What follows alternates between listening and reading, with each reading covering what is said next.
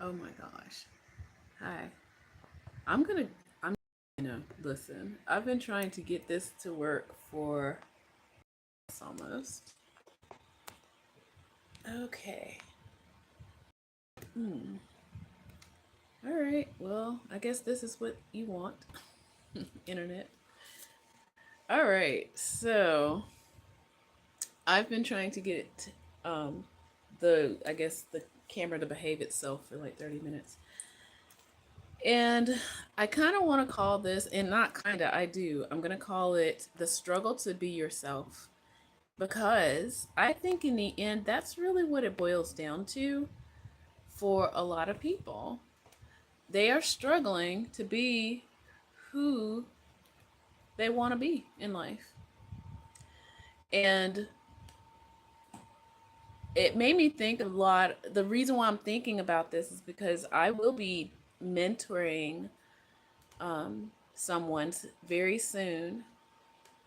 And I had to really think about, well, I've already gone through the workshops I need to go through for this person.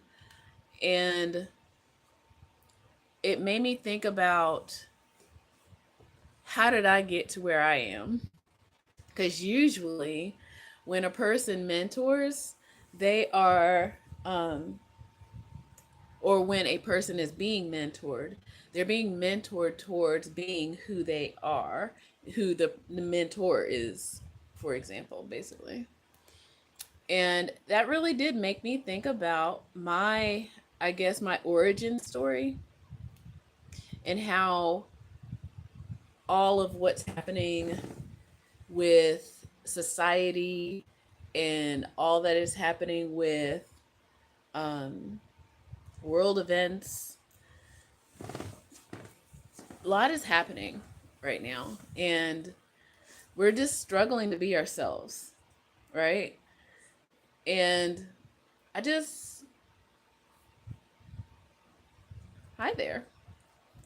Yeah, I'm just struggling to be ourselves. And as I was doing a lot of cleaning and decorating and organizing, an educator, in a lot of ways. And I didn't come to this not to say, I didn't come to it not to say that it wasn't my life's journey or my life's purpose. I came to it because it was the natural next step progression in my life in helping other people. And I was, I dealt with a lot of struggle growing up. So maybe I can go and start with that, and trying to be myself. A lot of people made fun of me growing up. A lot of people called me white girl growing up. Even my own brothers made fun of me. I was chubby, acne, read books, all of those kinds of things, and people don't think or wonder, well, what happened to those people that I made fun of, right? Like, you would like to think that, what happened to them? Um, they become people like me. Either we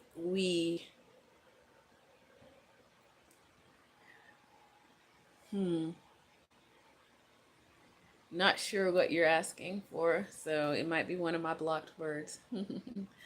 So, as we learn how to be who we are, we have to also revisit what got you here. What is your origin story, right?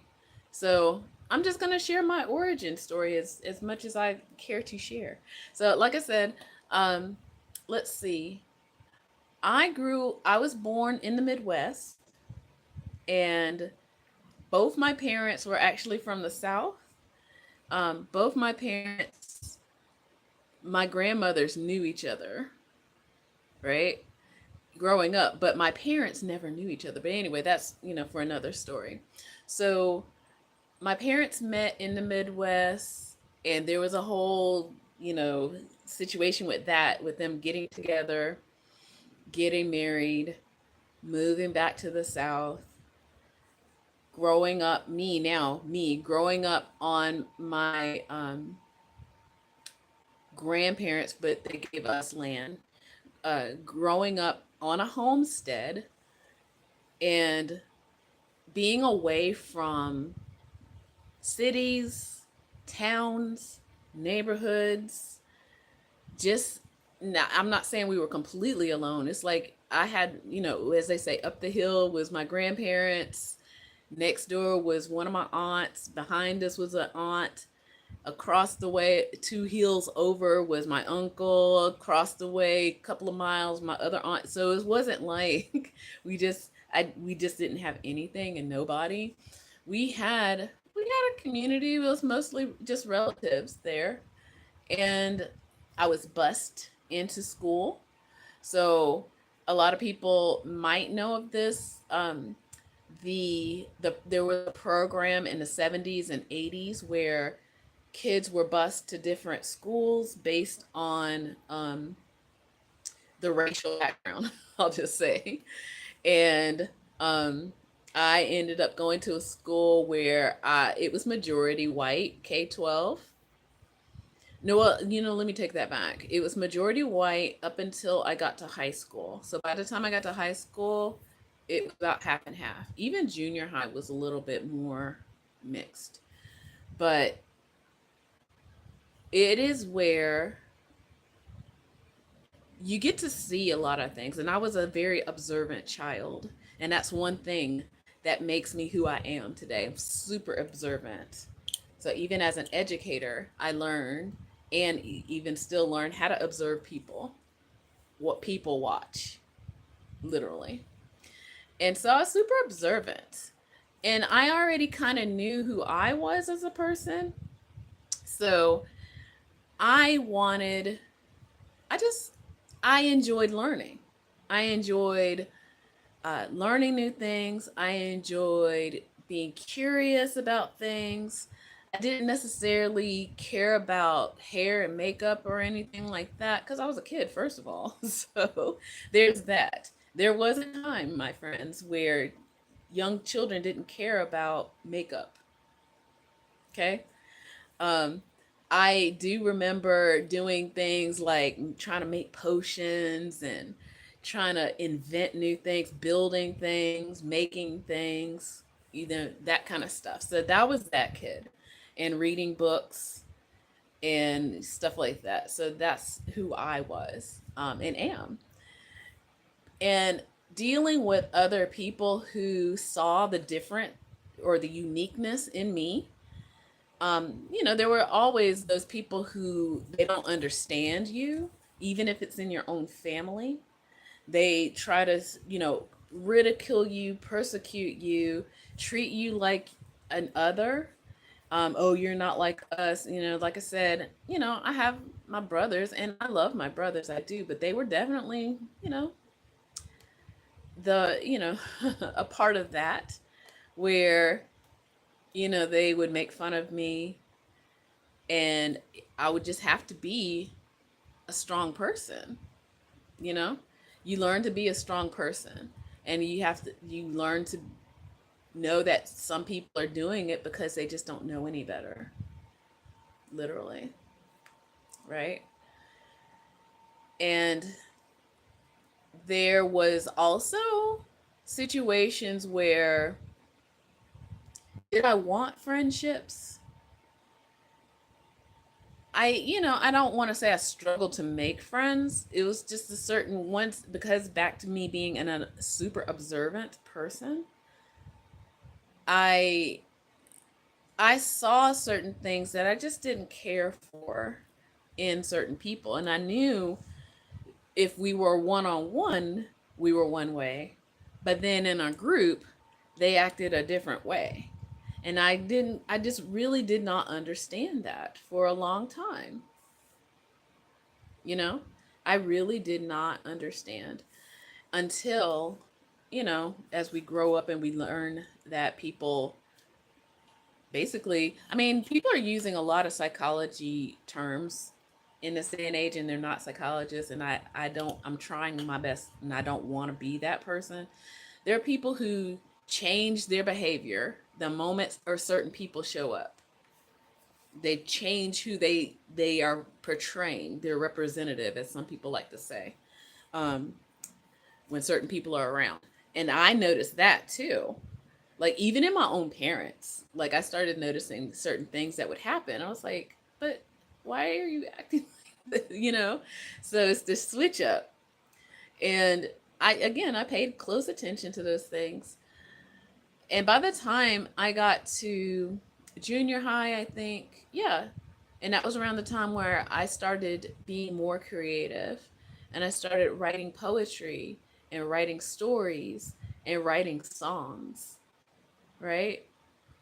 So it's definitely where people would start to notice what kind of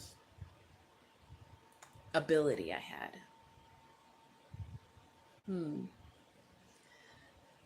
And I would grow that ability. And because I was curious and there was no race or gender attached to my curiosity, I could do what I wanted. Um, and then look at other people. I'm like, but you didn't read the book I read, so I don't understand. Why are you mad at me?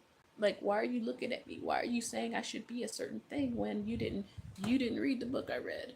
You know what I'm saying? So it's like it would be very interesting. And as I'm laughing now, yeah, I mean, will I say I was bullied? Yeah, there were times where I was bullied too. In fact, now that I think about it, not in junior high, in high and elementary school, I used to get in fights with boys because they were the ones trying to like do the things, and I would fight them. It's like I don't care, I will fight you. It was like, and then I think by the time we got to junior high, they realized like, oh, we're gonna leave her alone because yeah, she will fight us. Even it didn't matter. It did not matter. It's like you want to call me a name, that's fine. The moment you try to put your hands on me, it's let's go, let's go. Yeah, so I used to fight, and I'll still fight. I'm laughing because I'm like, people don't know. Um, One of my favorite books. Oh, okay. So let's talk about fiction. So one of my favorite books, and we can get more into that, is The Wizard of Oz. Believe it or not, I love The Wizard of Oz as a book and a movie. Um, I'm going back into more of the stories because the author, he actually wrote like I think 26 books. He wrote like a lot of books, and I did have the Return to Oz at one time, but then I sold it because I have how many bookshelves? Too many. So this is just one. uh, the bookshelf over across the room. I'm moving. What I'm doing, and I'm trying to organize my nonfiction books with my fiction books. So I had that book over on the fiction bookshelf, and I think I sold it when I was like having hard times. There are times when you got to sell your stuff. So I've been through some things, and yeah, The Wizard of Oz is one of them. Um, I love sci-fi and fantasy. So there's the Anne Rice books. There's the Anne McCarthy books. Actually, yeah. Speaking of, um, I am keeping a few of them over here. So this is one of them, the Dragon series. So I found, and now about that was by the time I was in junior high. So I started reading, a lot of fantasy, a lot of science fiction. Every once in a while, there was like what I call the slice of life books, like realistic fiction. But I was more into the fantasy fiction and more into the sci-fi kind of stuff. Yeah, Anne Rice is like, let me tell you the greatness of Anne Rice. So Anne Rice is the author that she'll start a story and you're in the story, right? So you're reading it. But then a character in the story will start telling a story. And then the next thing you know, you're like, whoa, what's happening? That was her.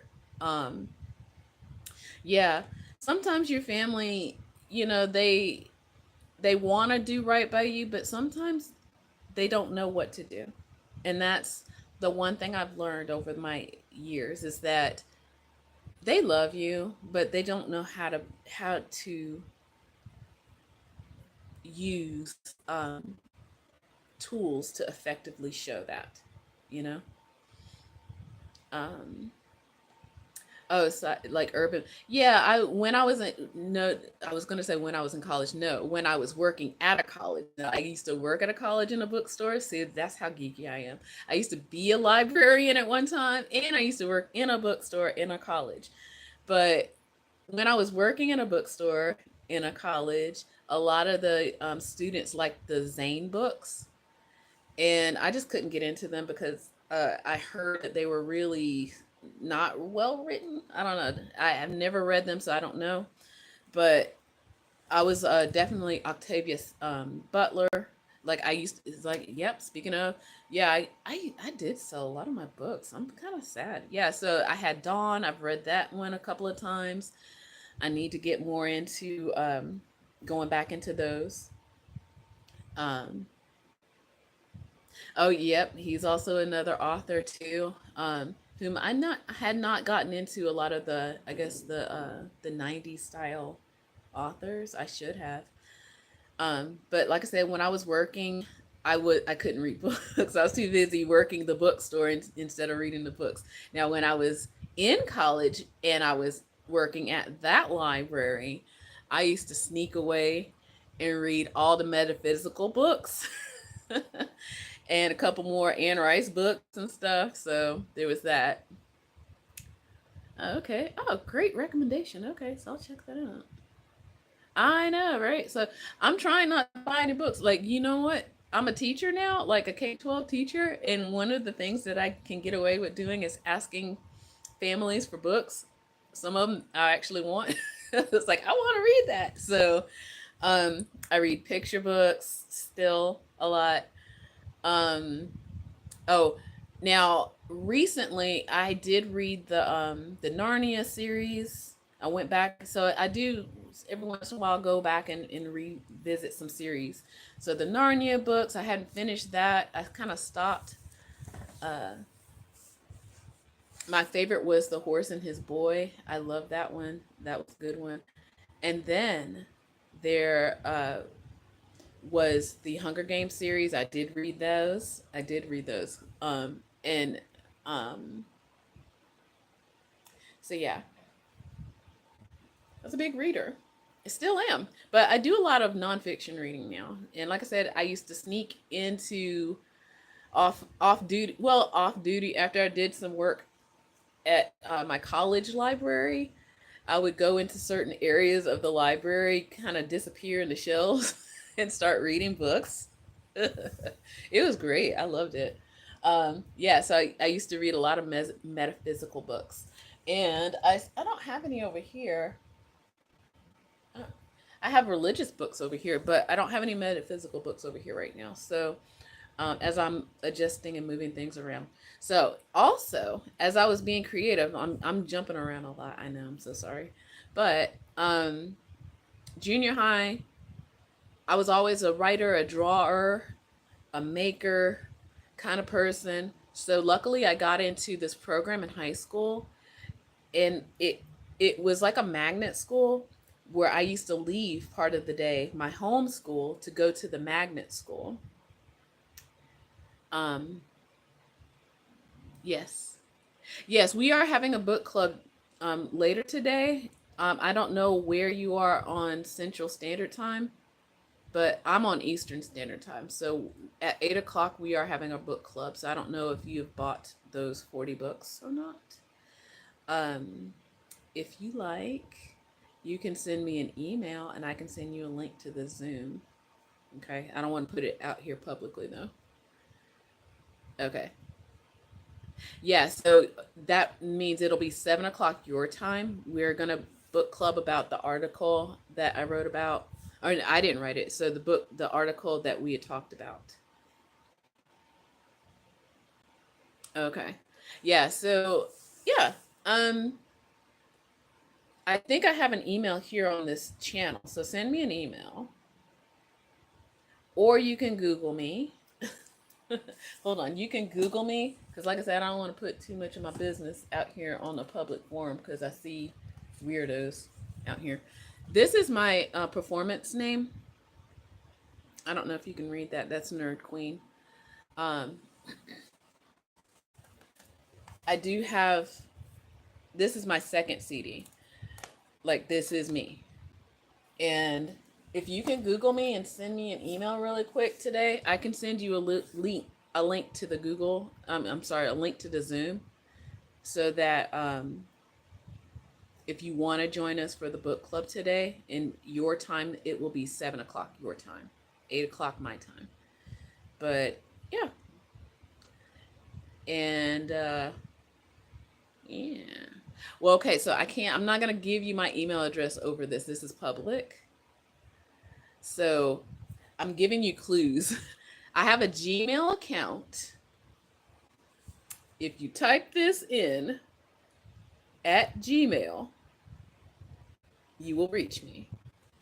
Okay. Um,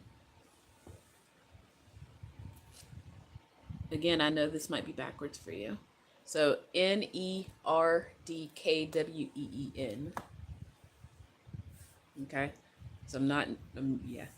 Uh, Maybe what I am looking for is I'm going to join the live too on the desktop here, or at least on my laptop over here.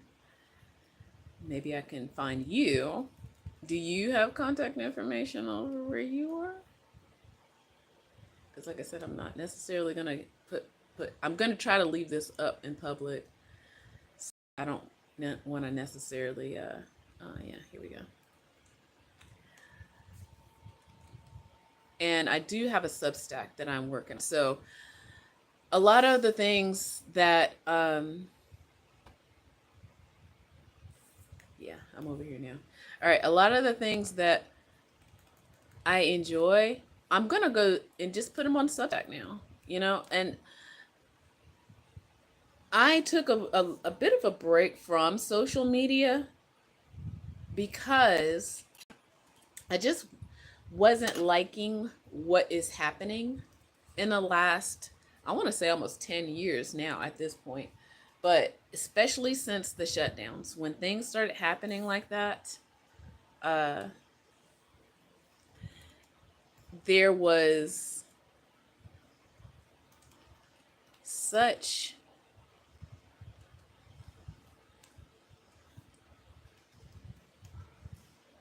I'm typing in, sorry, I'm doing it now. Wonder if that's gonna work. All right, so that is where you want to reach out to me. All right, so there is so much that I've just enjoyed in life, and I've never felt the pressure of people preventing me from living an enjoyable life. I'll just say that. Okay.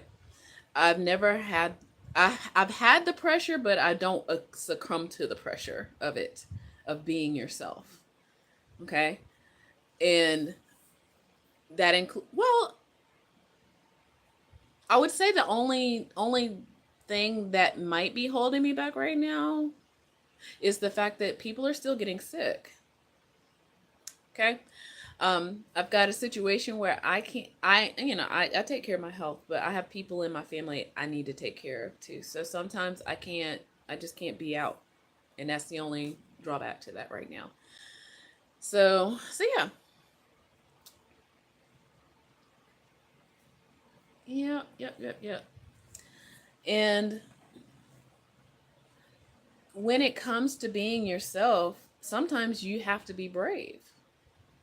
And when I became a performer on stage, I had to be brave in myself. And every single time, even to this very day, people are always trying to define you, always trying to tell you who you should be, who you could be, instead of who you are, right? I think that is because as humans, we are communal animals. We're no different than whales. We're no different than elephants. We're no different than a pack of wolves. We thrive on a community, right? Being a part of something. But who's to say that you can't be a part of a community that is okay with you being a little bit quirky, right? It's like you don't have to, like, you know, dress the same way as everybody else. You don't have to eat the same kind of foods that everybody eats, right? Without somebody, getting weird about it. But that's the struggle of being who you are, being yourself. Like, there's always going to be somebody trying to tell you who you need to be. You need to do this, you need to do that. It's like, on some level, okay, there is what they call the entry point of certain things. But when you know who you really are, you don't need to copy people.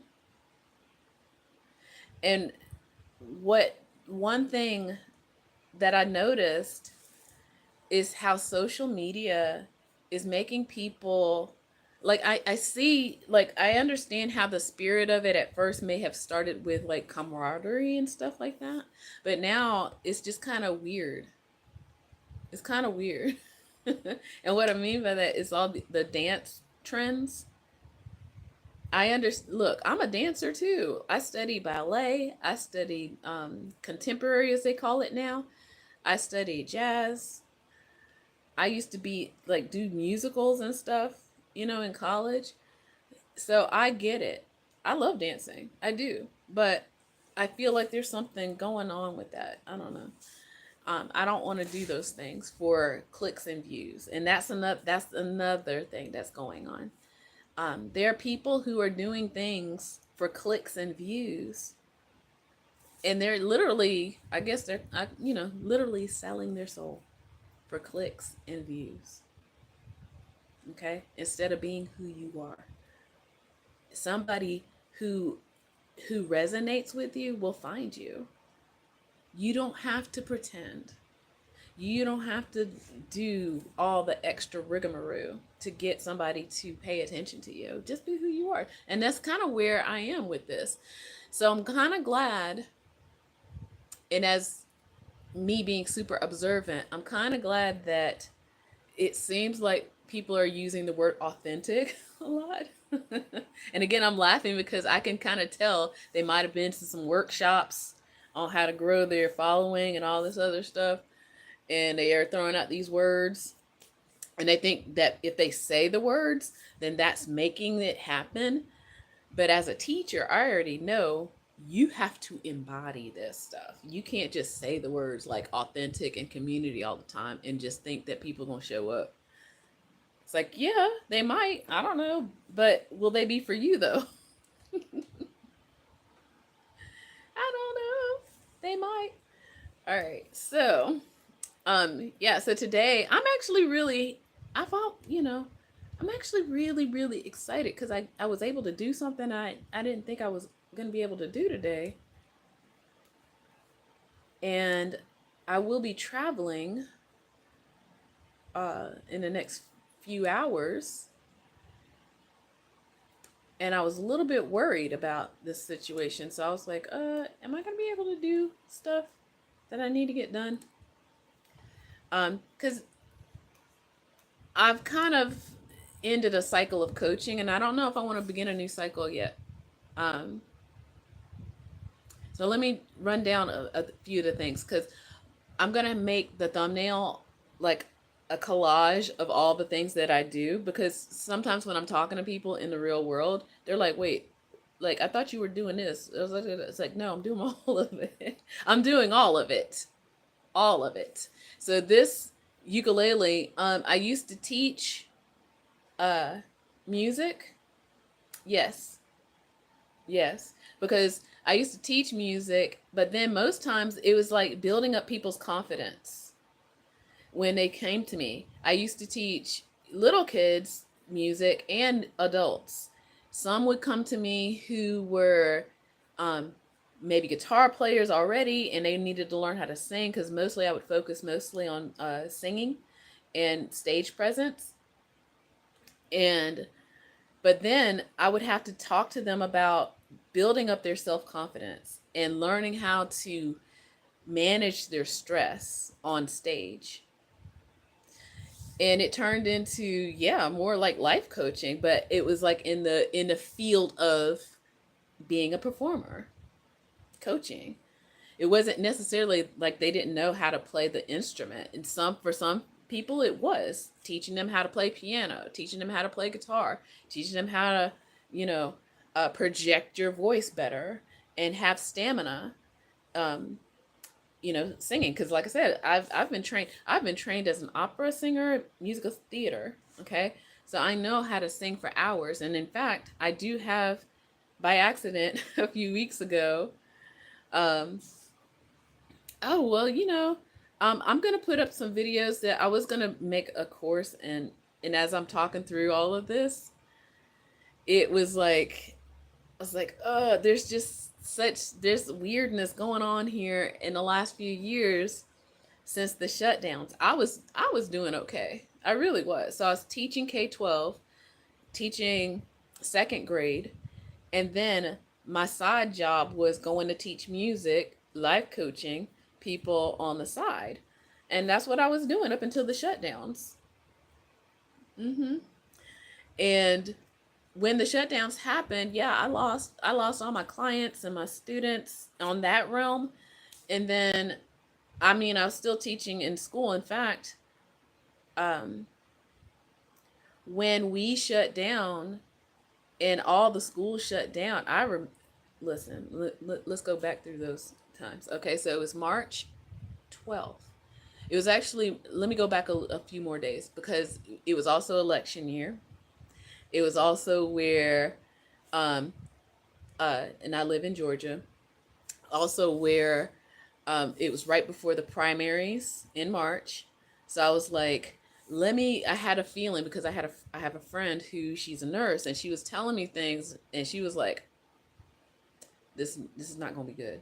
So I I had to plan out certain things. I had a feeling, I didn't know we were going to go like completely sit at home, but I had some feelings. So, and like I said, I trust things like my intuition. Um,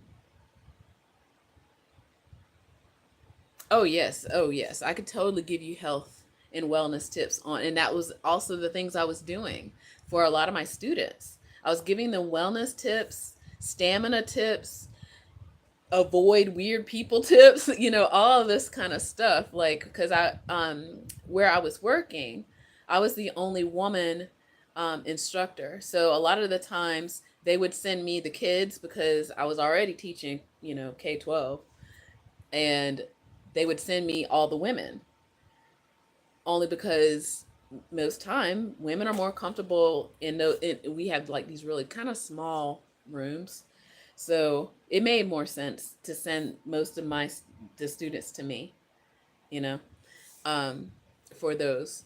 And then of course I would get all the piano students. I would get the beginners in guitar. I would get all the singers that would want to come, and then I would get all the people who wanted to learn how to write songs.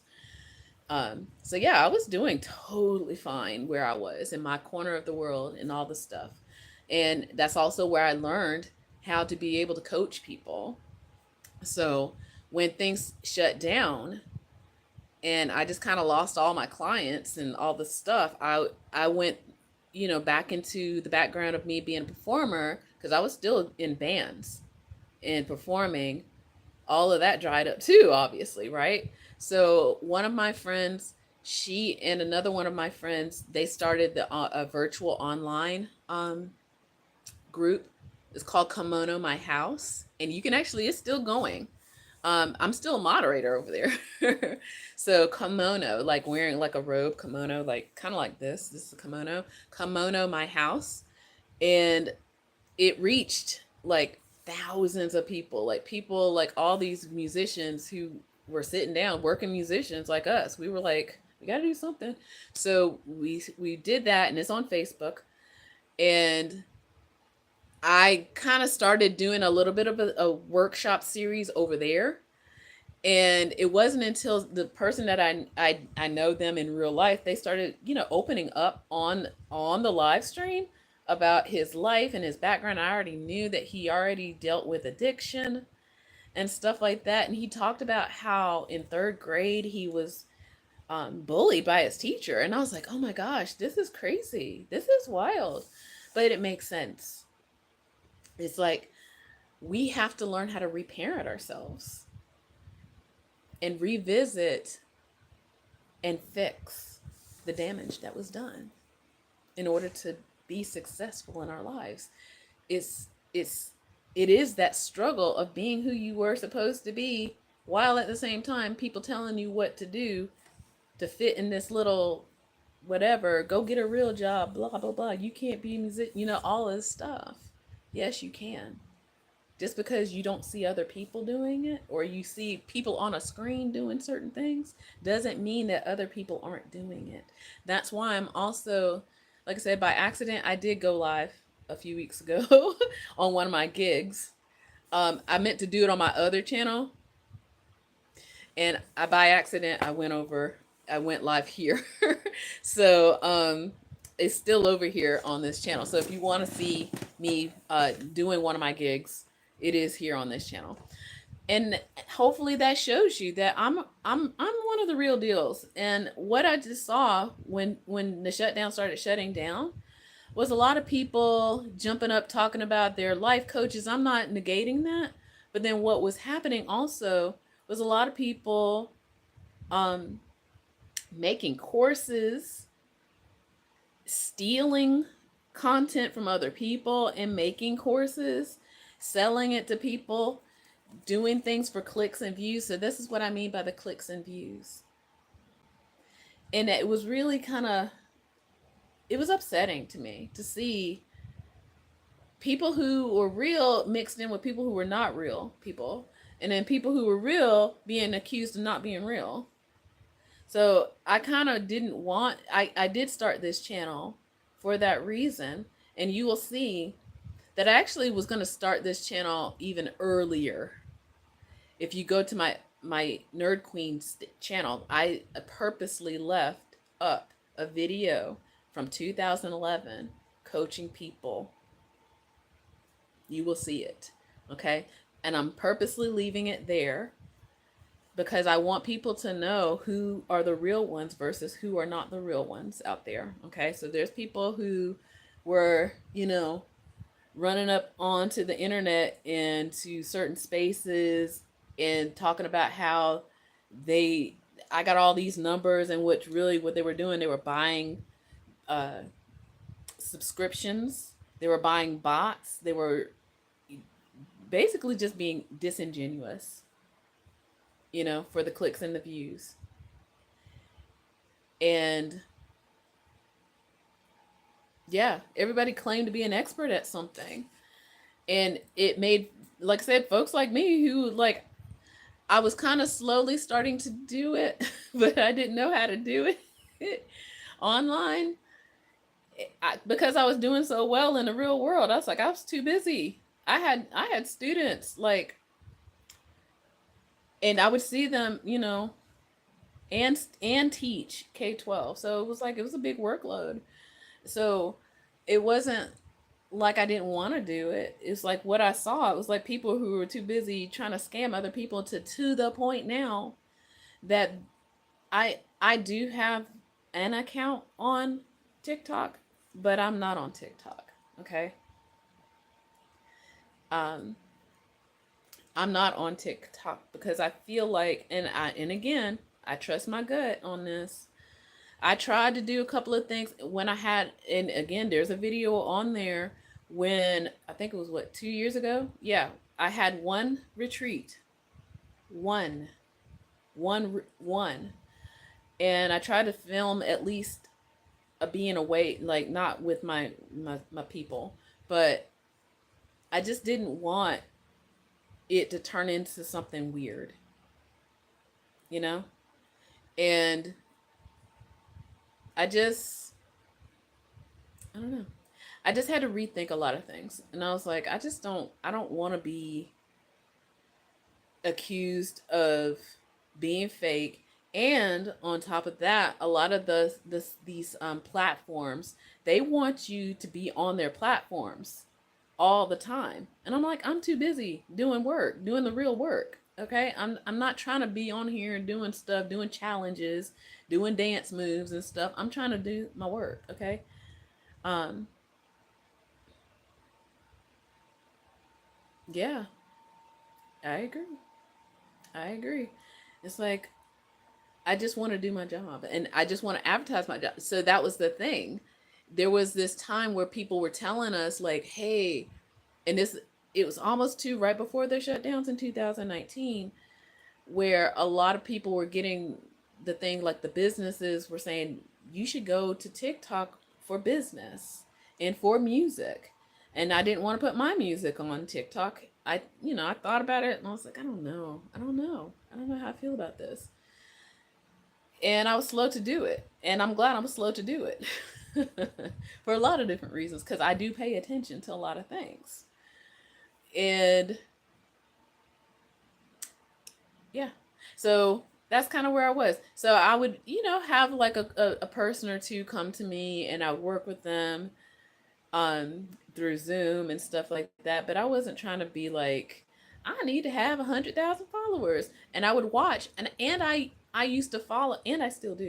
I follow a few people who are the real deal and they were growing because they went over to TikTok and Instagram and stuff like that, and I'm not knocking them for doing that. In fact, I am going to be kind of doing that, but not in the way that a lot of people think I'm going to do it. I'm doing it to drive them here to where I am because I'm not going to sit here and be doing jump cuts and trying to, razzle dazzle them, as they say from the musical Chicago.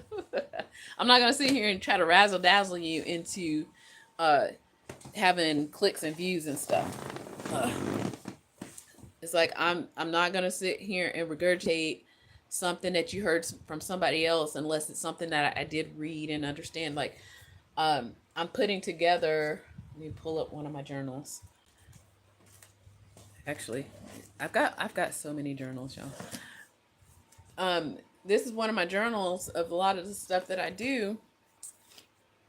I got to stay organized as a teacher, and this one, oh yeah, this one I need to work on. I took courses, like real courses again before the shutdown, for breath work because I use it in my classrooms with the little ones. I thought that was super important. Wellness, because I am definitely into eating well, treating your body well, how to how to avoid the the situations we when I had like vocal students, I used to talk about when Adele had to go on she had exhaustion, I'm trying to remember, and she semi-retired herself because of what people were telling her what to do. Okay, so that's what I'm talking about. So I would sit with my vocal students and I would tell them, I was like, look, your body is your instrument and you've got to take care of your body. And that is how I guess the title of this channel came to be, the Body Electric Supplement. Okay, yes, it is about wellness, but it's also about being who you are. Okay, and I've always been like that. Let me show you what else is on my shelf. Like I'm showing parts of my shelf because these are like the things. I went to see her speak when I was 18. This was like a beautiful moment when she was a teacher. Um, when Maya Angelou was still alive and with us, and she was like a professor. I'm trying to remember at which school. I want to say she was teaching at Duke at the time. And every once in a while, she'll just pop up and show up, go and do like speaking engagements and stuff like that. I used to go, you know? So there are people who are really doing this work. And then there are people who are just looking for that quick hit, that quick money, that razzle dazzle on people. and they were just copying somebody else or taking from somebody else and doing the things. So, but for me, I will sooner turn you away than to make a course and then next thing you know somebody's like, I don't like this course, I want my money back. I was like, you know what, that's my work and that's my effort. That was also what I would teach people. It's like, you need to teach people to respect you in business. Okay, it's not just about making that quick money. You don't, not all money is good money. That's something that a lot of people don't understand. I can give you story after story after story in this industry, not the life coaching industry, but in the entertainment industry, where you've got to be able to stand for yourself, no matter what they say, what they tell you, what you need to be doing to do the things. You need to have self-confidence in yourself and know that it's a risk. You're going to be taking a risk. You might not get what other people are getting, but there is more money. There's more money somewhere else, and there is a price to pay. Okay. Yep. All money is not good money. Yep. There are people who will do they'll tempt you too. Oh honey, woo, I could tell you I could tell you some things. But yeah, people will tempt you with money. People will tempt you with fame, and people will tempt you to sign your life away. There are so many people, like, let me just use American Idol example.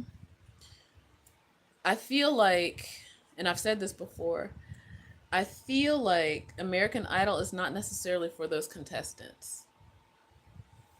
Now, maybe the first few years, and I remember watching the whole series through the first season when it was Kelly that won, and then Justin was the runner up. I was there, baby. I was there. I was there, and I was also noticing how the producers were leaving out things in Kelly and Justin. I'm just gonna say Kelly and Justin now because I forgot the rest of them. There was like a redheaded girl. I remember.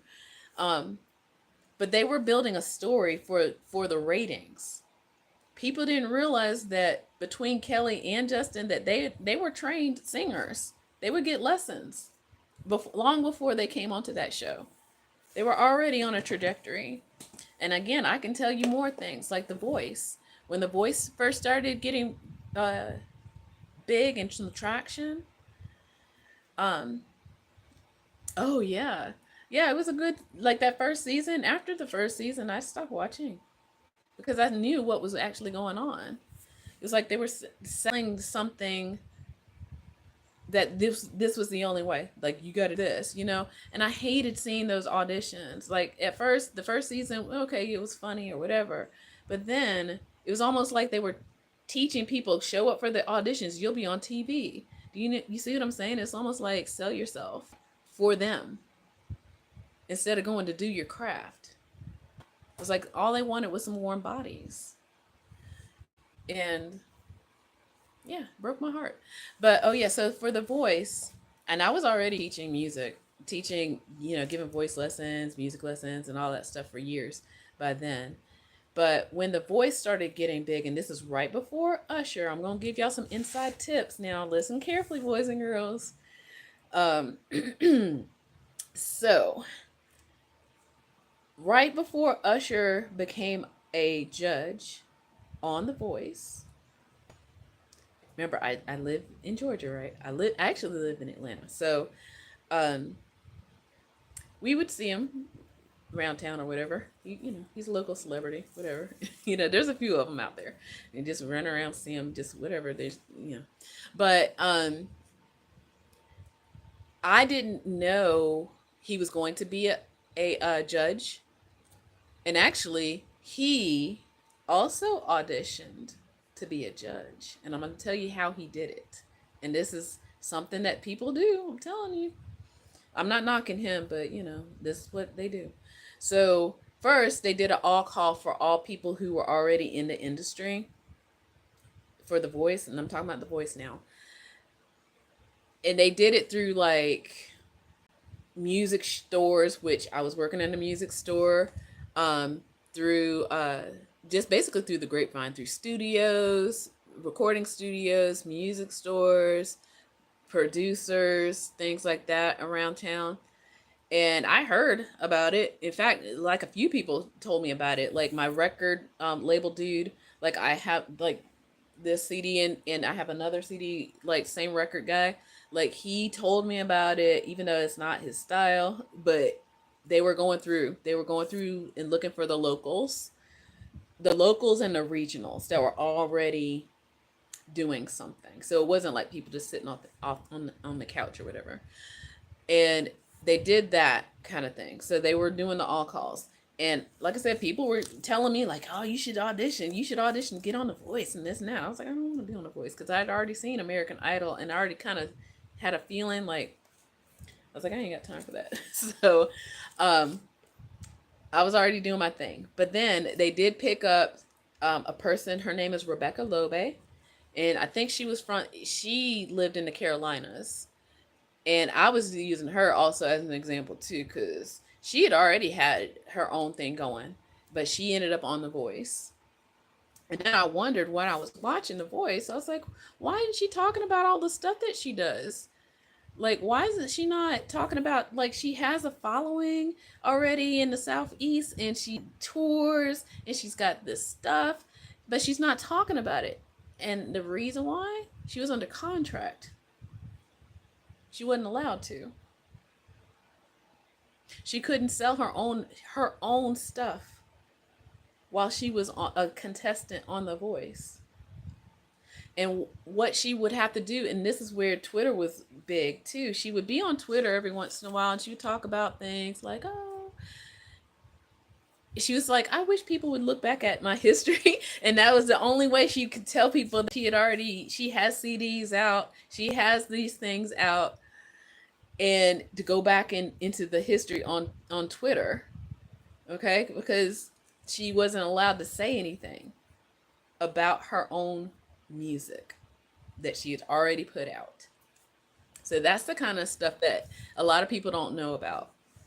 And the reason why you don't see me on certain things, because I'm not gonna,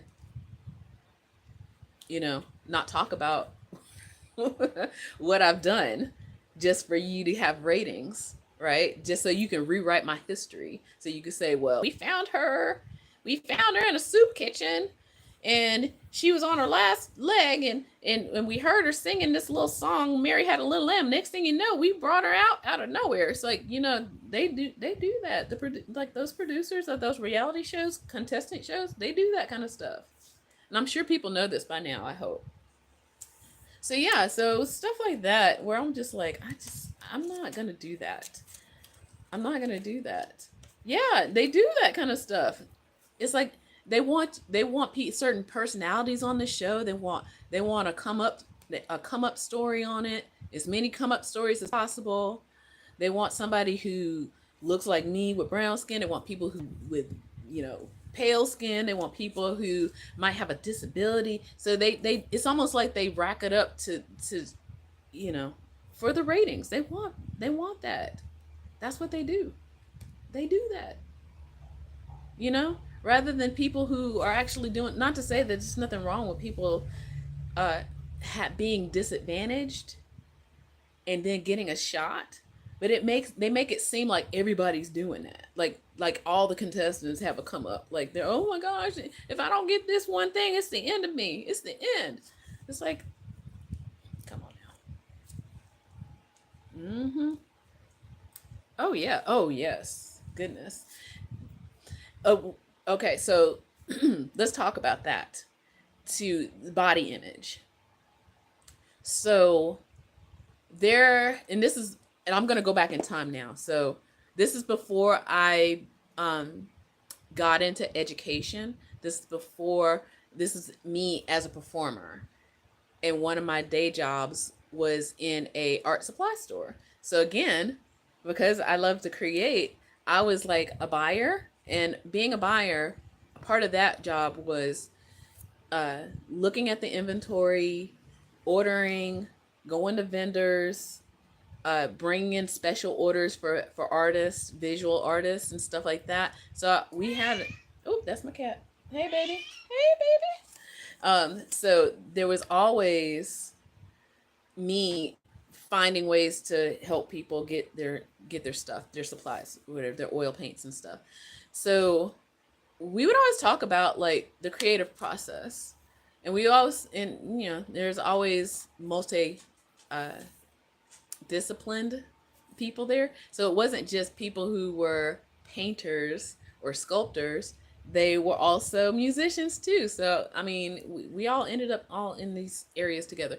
But one day I was in a break room and I was talking to my other good friend who he has a YouTube channel too, and I'm gonna go ahead and link it after this one because I didn't realize he had gotten so big. I was like, oh my gosh, since we had stopped working together. But anyway, one day we were just sitting and we were watching. I want to say it was a VH1 or something on the TV in the break room, and somebody mentioned something about Shakira, and then I thought about it. I was like,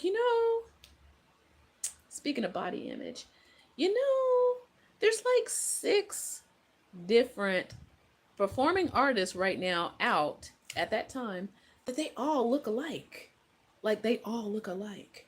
Okay? And Shakira was one of them. So I'm gonna list them.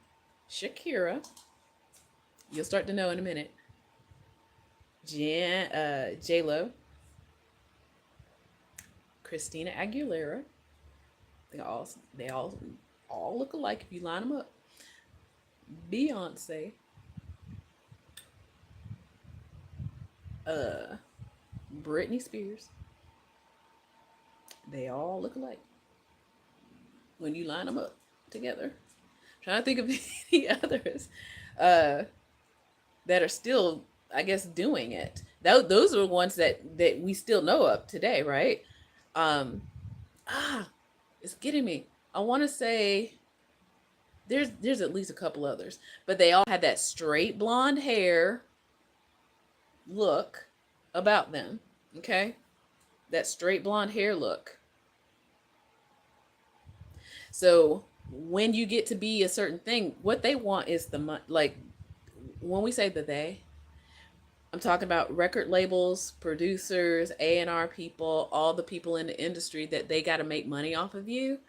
They know what sells. Christina Aguilera, yep. They know what sells. Yeah, that's who it was. Jessica Simpson and her sister.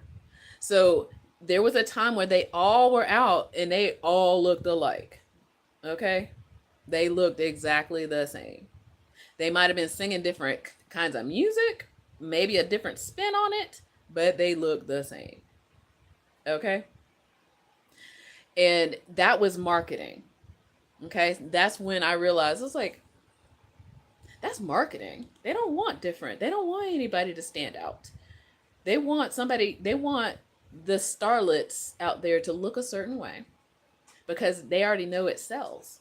So all they have to do is copy paste, copy paste, copy paste, copy paste, copy paste, basically. It didn't matter. And then the songs, of course, they got teams of songwriters to teach them, like, just here, sing this song. They'll write the songs for them. The image consultants like, oh yeah, let's get the image consultant that put together Shakira. Yeah, we'll attach them to this people. And I want to say Shania Twain, but she was a little bit different though. I feel like Shania Twain is a little bit different. Okay, then that's my girl right there, Shania. But but yeah, they and then of course on the flip side, let's see what was going on then. There was the rock rap thing that was going on. I kind of was okay with that a little bit, the rock rap. Then you got the boy groups back then. They tried to still hang on to a lot of the girl groups. This is when Beyonce was leaving Destiny's Child and all this stuff. But yeah, it's like it's not about the music, it's about the image. It's about what they can sell to the people. Okay? And I didn't want to be a part of that. I didn't want to be a part of that.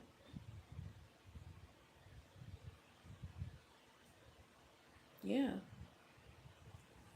I did not want to be a part of being molded into a thing. And then when it comes to addiction, let's just break it down, because that was another thing that concerned me, bothered me in a lot of ways. That people, when you get into the industry, even on a smaller stage, a smaller level, there is anxiety. There is that feeling of, oh no, if I don't do this show, that could be my chance. That could be my one chance. And then along the way, there's always those people who will take advantage of you along the way. I can tell stories on that too, where people, like, I look all sweet and innocent and whatever, and they thought I was a chump. They learned better. There were people who, even, it's so weird. Like, they think that I would book myself for shows, and this is how I would do it. So I would book my own shows, and I still do. Except for the band. Like, the band is like, that's a cooperative thing, but me, solo work, I would book my own shows. I do it via email mostly. I know, baby. Um Emails. And then, but when I get to the venue, whatever, um they'd ask me, like, are you the band? So I would always, and I still do, it's like a running joke. So they were like, oh, so are you in the Nerd Queen band? I was like, yep, I am. And it's just me. It's just me by myself. Me. And yeah, and I would also bring a sense of professionalism to the work I did, and that's what made me stand apart in a lot of ways. And a lot of times I would be rebooked over people who would show up late, act like a diva, trash the break rooms or the green rooms. Like, people would do, like, but and then come to find out they're on drugs for anxiety, street drugs for anxiety. Okay, that's what I'm talking about. Not the legal ones, but they were doing it because they were having anxiety. Okay. Once I realized that, of course, I was never into any of those things. Of course, I would drink wine or beer before going on the stage or whatever, but I wasn't doing drugs, you know. But it would be around me, and people would offer it to me, and I was like, no, because I would also go back to my training as a musical theater and opera, but that happens in those industries too. So I'm not saying that there's anyone that's better than another type of music. It happens in musical theater, and it happens in opera too. Okay? So people would offer you drugs, be like, "Oh, you look tense. You like, here, take this, relax." Like, no. And then the next thing you know, you're hooked, because then you think that's what you need. Even something as simple as a glass of wine, you know? And I didn't want to be like that. I didn't want to make it to the point where that must be the only way I get on a stage, is to have a glass of wine or a beer or something. I was like, no. So, I mean, I still drink alcohol, but I've even kind of stopped doing that almost altogether at this point. Like, I don't even drink. Uh, I made certain rules around that. And then I broke those rules. But then I'm reestablishing those rules. Things like, we're not gonna uh, take open contain, certain safety things. You know, open containers of things to drink. Um, we don't we don't go to second locations without somebody who knows that you're going there. And there's nothing wrong with having fun and going on adventures and stuff after shows when you perform, right? Because I used to do that. It was awesome, you know. But then there are certain rules that you kind of need to follow for yourself. But yeah, it is interesting to be able to explore an industry and not get to what people are calling the top, and be healthy at the same time. Come out of it healthy, or be in it healthy. And I'm glad more people are doing it more and more, and standing up for themselves. I wish um, that people who I looked up to, like Whitney Houston, would have had better support for her. People like Prince, better supports, you know, breaks my heart, you know? It's like when I was young, yeah, I wanted to be like them. But then as I started to learn more about the industry and saw what was actually going on, I was like, I don't want to be like that. I don't want to do that. I've had people like, okay, I'm going to give you another story time. So when I first moved, and this is what I actually did to make a stand. So there's certain things you can do to be a part of an industry, to be a part of a scene, as we like to call it. Some of us middle class musicians, like part of the music scene or whatever. There are things you can do that are healthy, and then there are things that you probably should not be doing. Don't do it. Okay. Um, yeah. So what they wanted me to do when I wanted to be on the scene, I sorry, my cat is talking to me. So I wanted to get like a job, you know, like at a record label. Like here in Atlanta, there was a lot of small labels here at the time. I wanted to like maybe work at a label, like in the offices, uh, that kind of thing. And so that's kind of what I did. I went to go interview for certain places, and I went to one, and I really don't remember the name of it, like quite honestly. Um, I do remember it was downtown, but I went into their office because it was near. I was going to Georgia State too, and if you know anything about Atlanta, Georgia State University, that college campus is downtown. So I took that time um, out of class to go to this office to put in my resume, right? And I went to because they did put an ad out, you know, so I went to go do my resume kind of thing. So I go to the office, and I go to that front desk, and there's a man there. Like he looked like 20s, 30s, and he I laugh now. He looked older than me. So I was like, what, 22 or something years old. So he looked a little bit older than me. And I go up in there, I'm like, here's my resume. I want to be a receptionist, you know, that kind of thing. And then he does the up and down look. So if you know, you know. So he looks at me, he takes my resume, and then he asks me, do you have a boyfriend? He does the line of questioning, and then he's like, how old are you? Yeah. And I already knew. So once he started doing that, I was like, yeah, I guess I am not gonna, yeah, I'm not gonna follow up with these people. I'm not gonna follow up. No, I will not.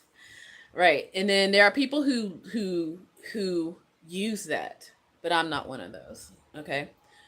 I did get into some modeling for a lot of my friends. So I, again, back to the art supply store. I used to have, yeah, kind of creepy.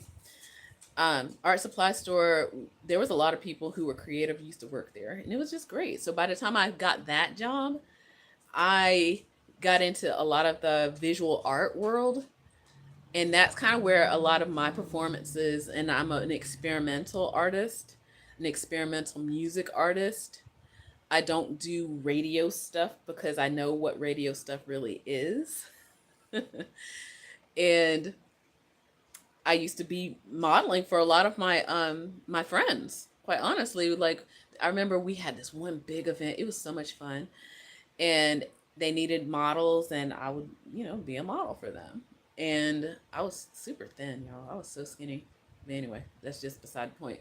But I found other ways. I found a community back then, and a true artistic community. Friends that I have to this very day. Like I just said, like I have a friend who he reviews a lot of uh metal, heavy metal. He's black too, by the way. He reviews a lot of heavy metal. He did that, but he also, I'm trying to remember what his art is. He he was in a heavy metal band growing up in Conyers, and his visual art, oh, I'm trying to remember what it was. He did a lot of spray paint art, but he was also a musician too. So yeah, so he's got a YouTube channel, I'm sure, out there. I just need to find it, but I'll link it here. But yeah, we're friends. Like I'll probably reach out to him. And then I've got other visual art friends. I've got, of course, musician friends, things like that. So you got to start building a real community away from the internet. Well, this is long before the internet was this where it is now. But that's kind of where you learn. And then this is how I got in. I loved writing. Like I said before, at the beginning of this live, I love writing. I used to read magazines. That's what got me here. Like a lot of the local bands that were here in Atlanta, I was like, I want to go meet all these people. So I used to read these magazines, and then I came across the opportunity to write for a magazine in Atlanta. And I took that opportunity. It was non-paid. I did it for 4 years. I used to write for Performer magazine. It's still out there. It's online now. And I don't know if they do reviews anymore. But I used to write for Performer magazine. And I used to write reviews. And because I had a background in music, a background in performance, and a background in writing music.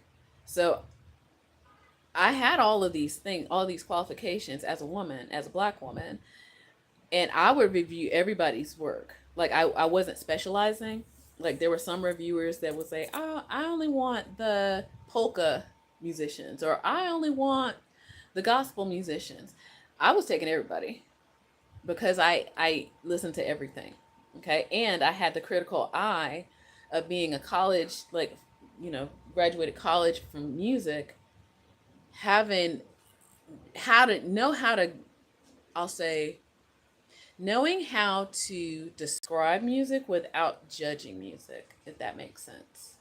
I learned how to describe people's work without uh, criticizing or giving them bad review. I would give an honest review.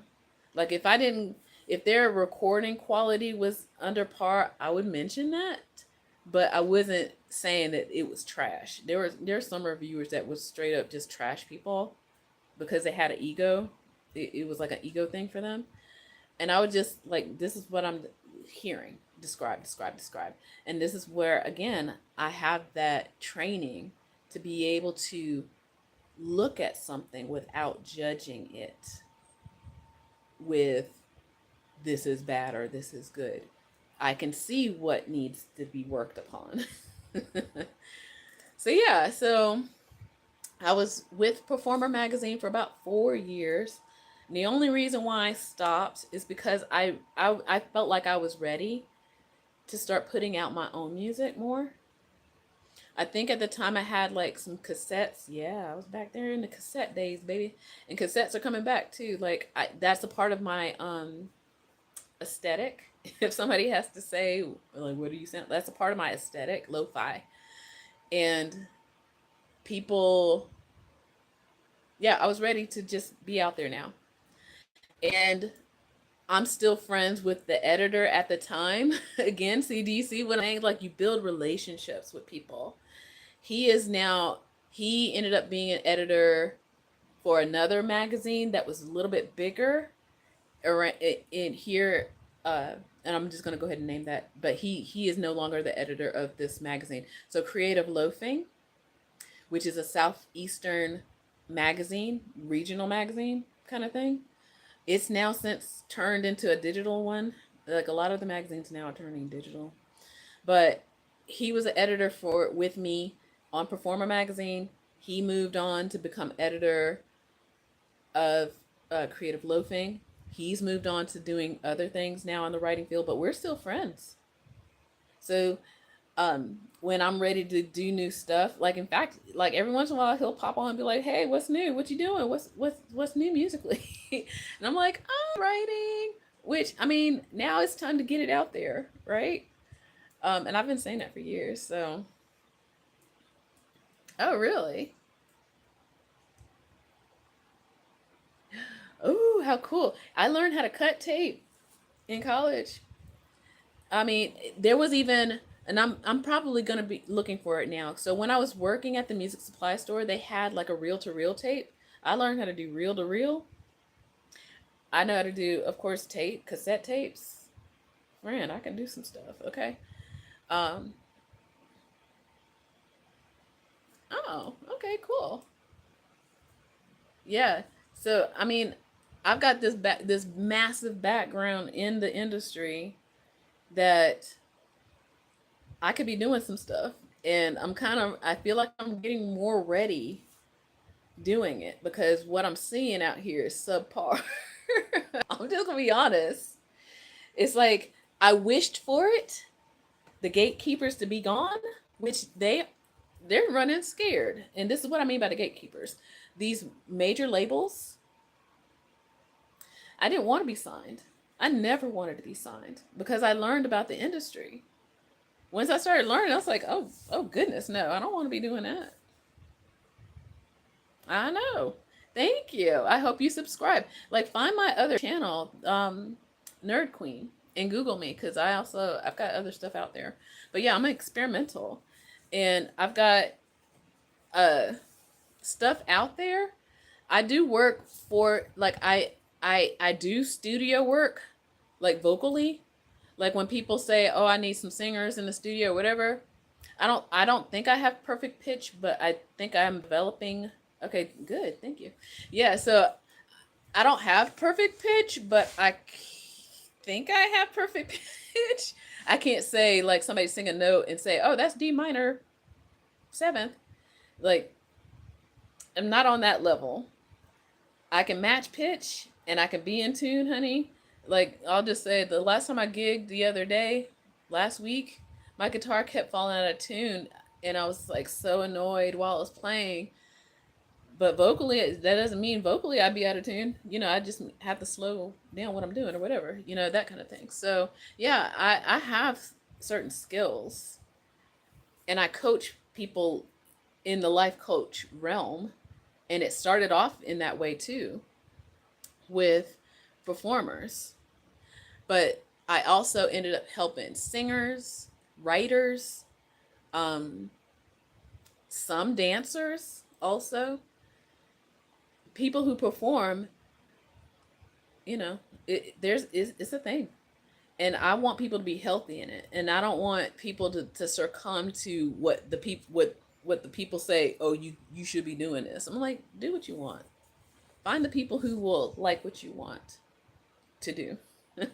Okay, you don't have to be what I guess the theys are saying because they basically it's all about the marketing. Okay, they will mold you into what they already know that's selling. That's what they're doing.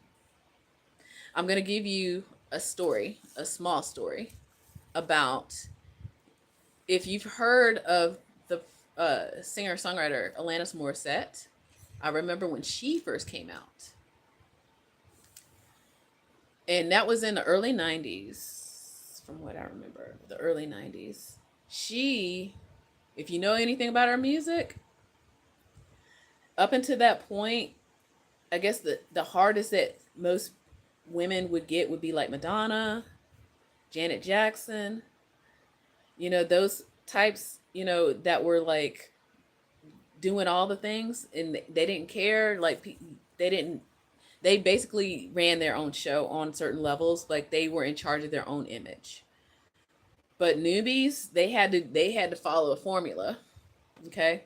Now Alanis Morissette, she is signed or was signed on Maverick, and Maverick, as I recall, was Madonna's label.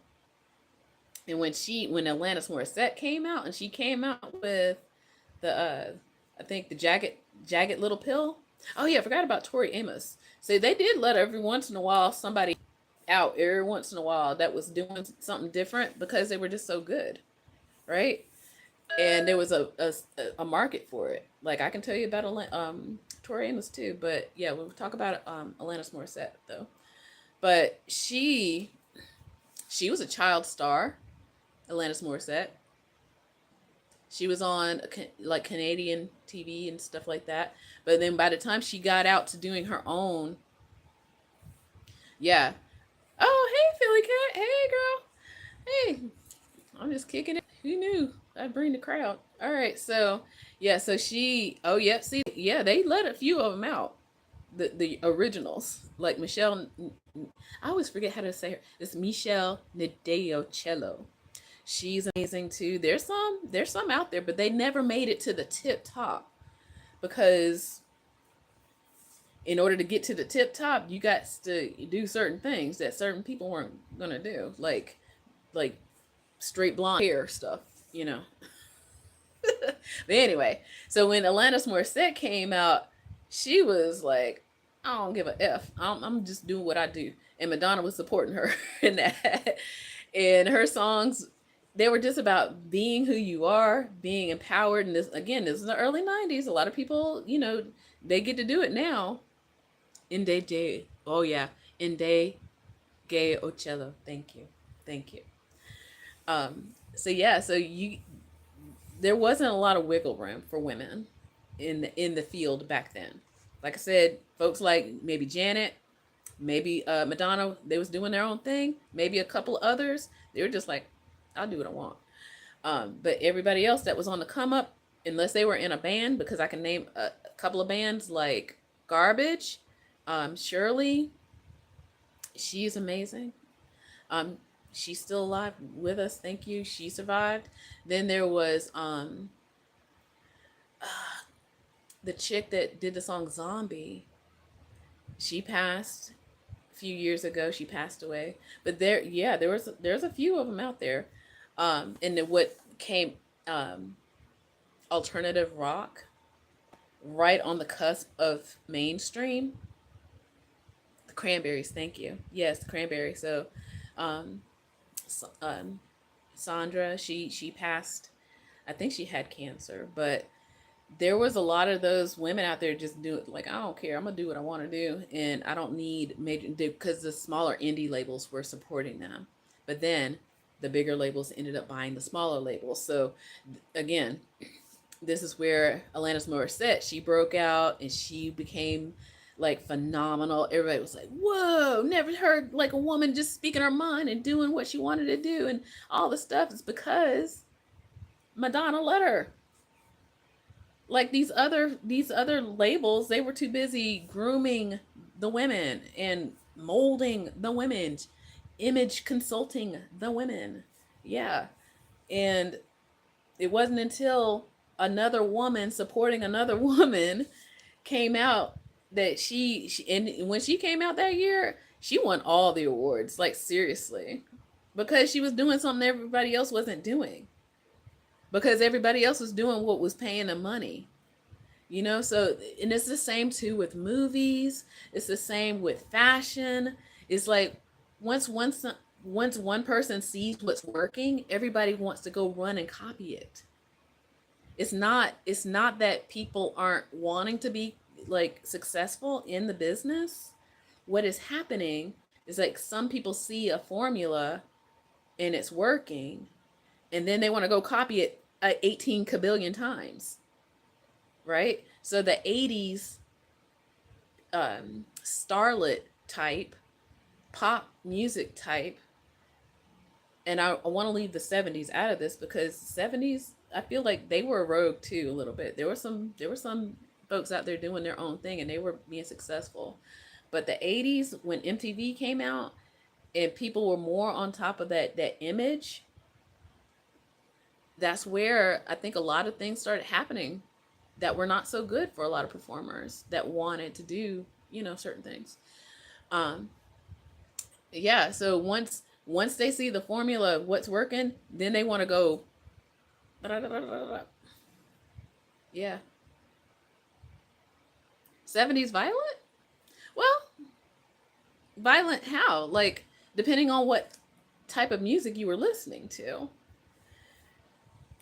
What do you mean label people? I mean, yeah, they were crazy then. You hear a lot of the stories about. Okay, I did a tribute to a producer of, I can't remember the label, but he passed away last year, and I put it on my Nerd Queen station, and I wanted to learn more about him anyway. But apparently, he was bisexual, and there's nothing wrong with that per se. But he tried to come on to somebody in one punk rock group that made it. Like, it wasn't the Kinks. It might have been the Kinks though. Like he tried to come up on. He tried to come on to one of the members of the Kinks, I think, and dude was like, no, sir." It ran away, kind of thing. So that kind of stuff was happening. So I will say that. Yeah. No, there's a lot of a fluid sexuality going on, and I personally don't have any problems with anybody in their sexuality. You know, as long as they're not trying to attack me. And that includes straight men. There's actually more of those out there, and they're more dangerous. Yeah. Mm-hmm. So yeah, so there's the safety issue when it comes to being who you are. And like I said, I tried to start this live a few times with my thumbnail on it. I'll put my thumbnail on it after it's done, but I titled it "The Struggle to Be Yourself." And there are so many forces out there that they're out to make the money. And I said earlier, not all money is good money. Yep. Mhm. Yeah, I agree. Mhm. Yes, Ani DeFranco. See, she was another one. She had her own label. See, that's what I'm saying. When I was in high school, I think I had okay, because I started this live stream. I forgot to no, I don't think I forgot to I grew up on a homestead, like on a farm, and I wasn't around a lot of people. So what I did have access to was magazines. So I had a subscription to Rolling Stone, to Spin. I even had a subscription to, there was a magazine called Musician Magazine. Um, there's a few of them. And that's where I would read about all these people and read about this stuff because I couldn't be in the thick of it. And there was commercial radio, but then I would read all the others. This is how I know a lot of this stuff. And in fact, I do have all these magazines again across the room in a crate, and I need to get them out. I need to have them in my house, open and available for me to be able to be like, oh yeah, I remember that issue of Rolling Stones, December of 1997. This happened, so I need to get that together. um yeah, so there were women doing the things, and they're still doing the things, like, and I'm glad you mentioned that, Philly Cat. Yeah, Ani DeFranco, she's still out there doing stuff. She has she's made some mistakes out there. She almost got canceled a few years ago, but we're all learning, but yeah, Ani DeFranco, she had her own label. That's how she got, I ordered some of her cassette tapes back in the day, learned about all these smaller labels. I wanted to have my own label too, because I was like, I'm not gonna be a part of these, like, you like weird people doing stuff. It's like, I don't want to do this, this stuff. Yeah, yeah, she still does. Ani DeFank, Righteous Babe is her label. I wonder if it's still around. I'm sure it's still around. Like she never, as far as I remember, I don't think she ever tried to approach major labels or anything. Um, this was, and there's still a culture of like make your own like DIY magazines and stuff. Like there's still a lot of people, and again, I'm part of that artistic world where they make their own like by hand, like with the printer and all the stuff. So it was like, oh yeah, Alana Davis, I remember her. Mm-hmm. Yep, there was Desiree. I won a talent show singing her song in college. Yeah, you gotta be. I remember. So there was a lot of women out there doing the thing, and they just weren't mainstream. They just weren't mainstream because people were too busy trying to get you to undress and stuff and do the stuff, you know. But yeah, it's so interesting where I wonder where a lot of those women are now. I know Garbage is still doing music. They're out on the circuit doing stuff. Cranberries. I wonder if they got a new lead singer. Like I know STP ended up getting a new lead singer when that dude died. Um, yeah, there's an era, right? Talk about eras or whatever. But yeah, I coach people, and I'm telling y'all, like, build your self confidence. Because I had to, not to say that people should do it on their own, but mm-hmm. Yeah, Garbage the band. Oh my gosh, now that was some music right there. Love. Only heaven when it rains. I even, yeah, when I started giving music lessons, I used to teach some of the kids and the grown-ups because they were mostly some of them my age or a little bit younger. A lot of the songs that they were listening to on the radio, the cool ones anyway. So yeah, I did learn how to play Zombie on guitar and piano a little bit, and maybe a couple of, ooh yeah, new playlist, right? um, there was, of course, then you go into the indie things, and then there's like Morrissey, for which no, we've come to find out Morrissey. Oh my gosh, my guy, really. But anyway, so we've come to realize there's a lot of that like I don't like calling it underground. There's a lot of music that's out there that a lot of us are just not gonna sell ourselves short to try to get in front of a lot of people for. You know, there is when Kate Bush got real big. Was it last summer or something? Like Kate is living in her castle, y'all. She ain't got time for y'all. People were like, she needs to make a new album. I'm like, look, leave Kate alone. She's living in her Irish castle, living her life. She's like I remember watching interviews of her talking about her vegetarianism when that was weird in the 80s and people were calling her weirdo and stuff. Look at them now. Look at them now, right? Sometimes the trailblazers are the ones that have to, deal with the things, and they don't get the glory that they should have had. Yeah, and I haven't even seen that season yet. I need to make a mention of that for myself to watch that season. But yeah, um, I should just run down. Like I should just like in the other room in my living room, I have a shelf of cassettes. I should go in there right now and bring out all my cassettes, the ones that I'm telling you about. Like I'm telling you because I know these people. Like I know them because I was a fan and I studied their business practices. Oh yeah, like Natalie Merchant. Oh yes. Oh yeah, yeah. All these. I'll just say anybody that was a part of Lilith Fair, and if you know Lilith Fair, that thing, I need them to bring that back. Bring that festival back and make it real. Okay, not. I'm sorry. Please don't have people on there that's fake. If you brought back Lilith Fair, just saying. Okay, we need the real ones. But so yeah, there's like all these like indie label folks, all these underground label women that they were doing it because they didn't compromise. They did not want to compromise. See, this is what I'm talking about. I cared about taking care of my body. Do you see what I'm saying? Um, Stephanie Osborne or Joan Osborne, yeah, that singer too.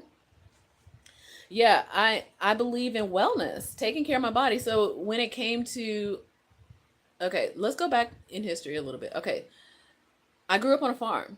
I grew up eating real food and learning about real food. I also, when I was getting into metaphysical things, I wanted, before I got into college, I wanted to be what is called a fruitarian. This is me at 17 and 18. I was like, I want to be a fruitarian. I read this book and it must be the most awesomest thing. But the way that this person, this author was describing it, yeah, take out your notebook. Yeah, Joan Osborne. What if God was one of us? Yes. I was there, man. I was there. So I wanted to be a fruitarian.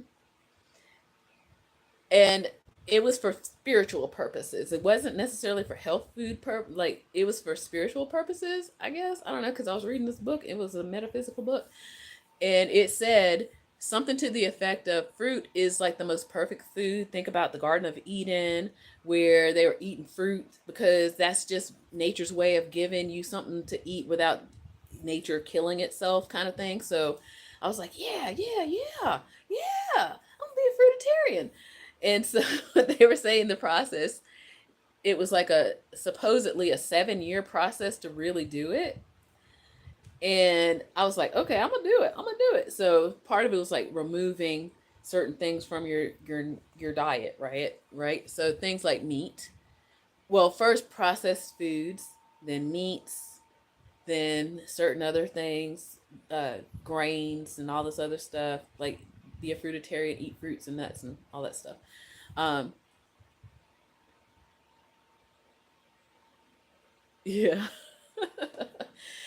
I didn't last too long, but I got to the point where I stopped eating meat so much. So by the time I got to college, I was not technically a vegetarian. I was more, I guess, what people call plant based now, I guess. And college was no joke. Oh my goodness. So once you got into the college life, though, I was barely eating anyway. And walking everything everywhere and riding my bike everywhere and carrying my instruments everywhere. Because listen, people don't know. Like if you go to school for music, that's a whole nother. Whew, you come in there in your instrument. You come in there taking all the classes and burning, as they say, burning two ends of the candle. You do. You do. So I had to learn how to manage my time a lot. I had to learn how to have the energy to do all the things that I'm supposed to be doing as a music major and almost burning out. And yeah, it was a thing. So yeah, so I learned how to not eat as much meat in my college years. So maybe that's what helped me with the fountain of youth or whatever. Drink lots of water. Um, there was one year that I had 6 pack. One year I had a 6 pack. It scared me because I was also doing musical theater too. Remember, right? Dancing, taking dance, riding my bike everywhere, walking everywhere to campus, carrying all my stuff everywhere. Natural 6 pack. By the time I was 19. And one morning I woke up and I was putting on my clothes and there was like a mirror from across the room and I was putting, just as I was putting my t-shirt over my head and looking at the mirror and just I was like, what is that? Oh my gosh. I got scared. I was like, I need to gain weight. Yeah. And I wasn't consuming any bad stuff. Like I think I was I was hanging out with people who were drinking alcohol. I didn't know of anybody. I'm sure that they were probably also doing drugs too, but I didn't know about it because they probably thought I was so innocent or whatever. Don't tell her kind of thing. But every once in a while, I would, yeah, drink, go to the parties and drink or whatever. But I wasn't really doing any drugs or anything because I guess they were like, "Oh, she's too innocent. She's too innocent." And thank you. uh, so that, yeah, that's why I look. I guess how now it's like I didn't corrode my genes or whatever, but it also taught me that I don't have to do those things. Also, learning from my dad. He told me about his crazy childhood and all the stuff he was doing. I was like, I can't outdo him, so I might as well just do what I want to do. Um, I wasn't rebellious per se because, like, how you gonna out? You can't out rebel the one that was already rebellious, growing up. Like, my dad was doing some crazy stuff in his day. Okay, he was like for real out there. He was, as they would, when people say out in the streets, he was out in those streets, and he reformed himself. and he was telling us all the stuff all the crazy stuff he was doing when he was a kid, and I was like, yikes, yikes. So, yeah, um, yeah. I had no idea. I didn't know. Like, of course, I knew about marijuana, but I wasn't doing marijuana. I was like, I saw them, do the like drinking the alcohol or whatever, and every once in a while I would see them do the puff puff pass, and I wasn't doing that. So I was like, that kind of stuff. And I'm sure they were doing harder stuff too.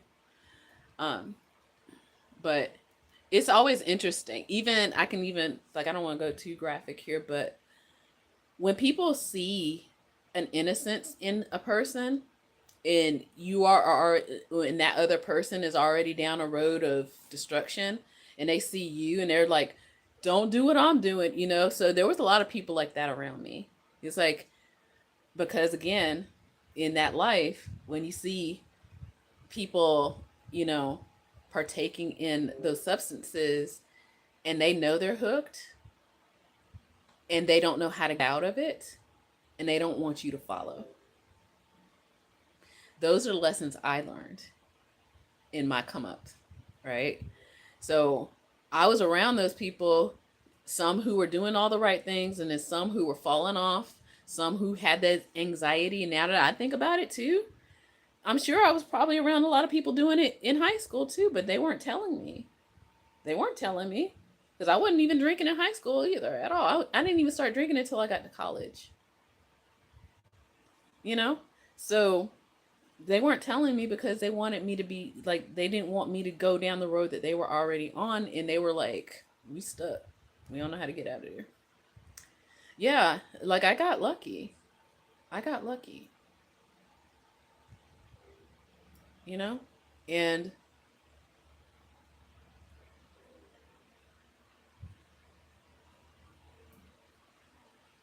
oh, I'm so sorry.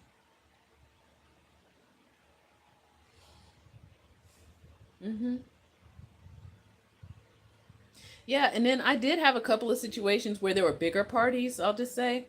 And a lot of my friends and this is me jumping back in college now. So I had a lot of friends, girlfriends, who they would take me to the like these frat parties. Ooh, girl, none of us drank when we went to those parties, and we know why. We would just go and dance, and then when it got weird, we'd leave. That's what we would do. We would go to the frat parties just to go dance, and then as soon as there would always be, of course, what they called the designated driver. They'd be like, okay, and when we were for real, we weren't trying to be like, oh, we're all, oh, we're crazy. It's like we had a system, and I will say thank you to those ladies out there, and they weren't all performers or musicians. Like, they were, again, just a group of girls. It wasn't a lot of them. It's like maybe four of us or whatever. And one would be like, oh, we got an invite to this frat party, and there's going to be like whatever and this kind of thing, kind of dancing. And we would even go to other colleges frat parties, like traveling and stuff. And once it got that, I was always the one that they were like, don't get too crazy, Monica, out there. Don't go crazy. It's like, of course I would not never get drunk to the crazy, like to the point of like somebody's dragging me into a room or something. But we would always look out for each other. And then even on the dance floor, if there was like somebody out there like getting too weird, and we're like, nah, come in. Like, yeah, we were those girls. And like I said, I was lucky enough to be around a lot of people who were looking out, you know? And I'm hoping that there will be more people that rise up on the virtual space. And I'm all saying all of this to say it is a struggle to be yourself, but it's not impossible to be yourself. Okay, I'm looking at the time too, because I'm like, I hope to see some of y'all at the book club later on my Zoom. Um, I don't know where Roderick is though. I hope he's okay. I did talk to him on the phone last week, but hopefully he's doing okay. Mm-hmm. Yeah, you got to find your group of people who like they want to party, but then they party responsibly. They have all the safety measures in play, right? And when you get into certain industries and people are like hoping that oh, the book. Okay, so there's an article called "A Shot Across the Bow" by Hastings. I can't remember his first name. I want to say Robert Hastings. Yeah. Yeah, be yourself. It's like I think too many times, especially since the in the last couple of years. Sorry, I must get up a little bit out of my cozy chair. Last week I couldn't get my laptop to work to be over here. I had to be at my desktop, which is the chair a little bit more business business oriented. Um, since things like Instagram and TikTok, where there's challenges and trends, to me, that's the new peer pressure. Like, in order to get your clicks and views, you got to do these little dances, dance, puppet dance, that kind of stuff. And I'm like, I don't want to do all that. I mean, I like dancing. I can dance. I might show you I can dance, but I'm not gonna be like, okay, good. Yeah, recovering from an injury is not easy. And I think in one of my other lives, I talked about how even being a musician, you get hurt. Like people, whew, I've not technically fallen off the stage before, but have I fallen? Have I tripped up? Knock on wood, no, honey, honey. Yeah, Robert Hastings, yes. So a shot across the bow. Um, and Robert Hastings. I want book club to be an hour today because I got stuff to do. Like I said, I'm probably going to be traveling in the next few hours out of town, and I gotta get rest. Last week, I mean, we had a good. I think it was a good session. I'm still looking for a way to upload it to where people can watch it, but um, I haven't heard back from Roderick yet. Yeah, falling off, y'all have no idea. Mm-hmm.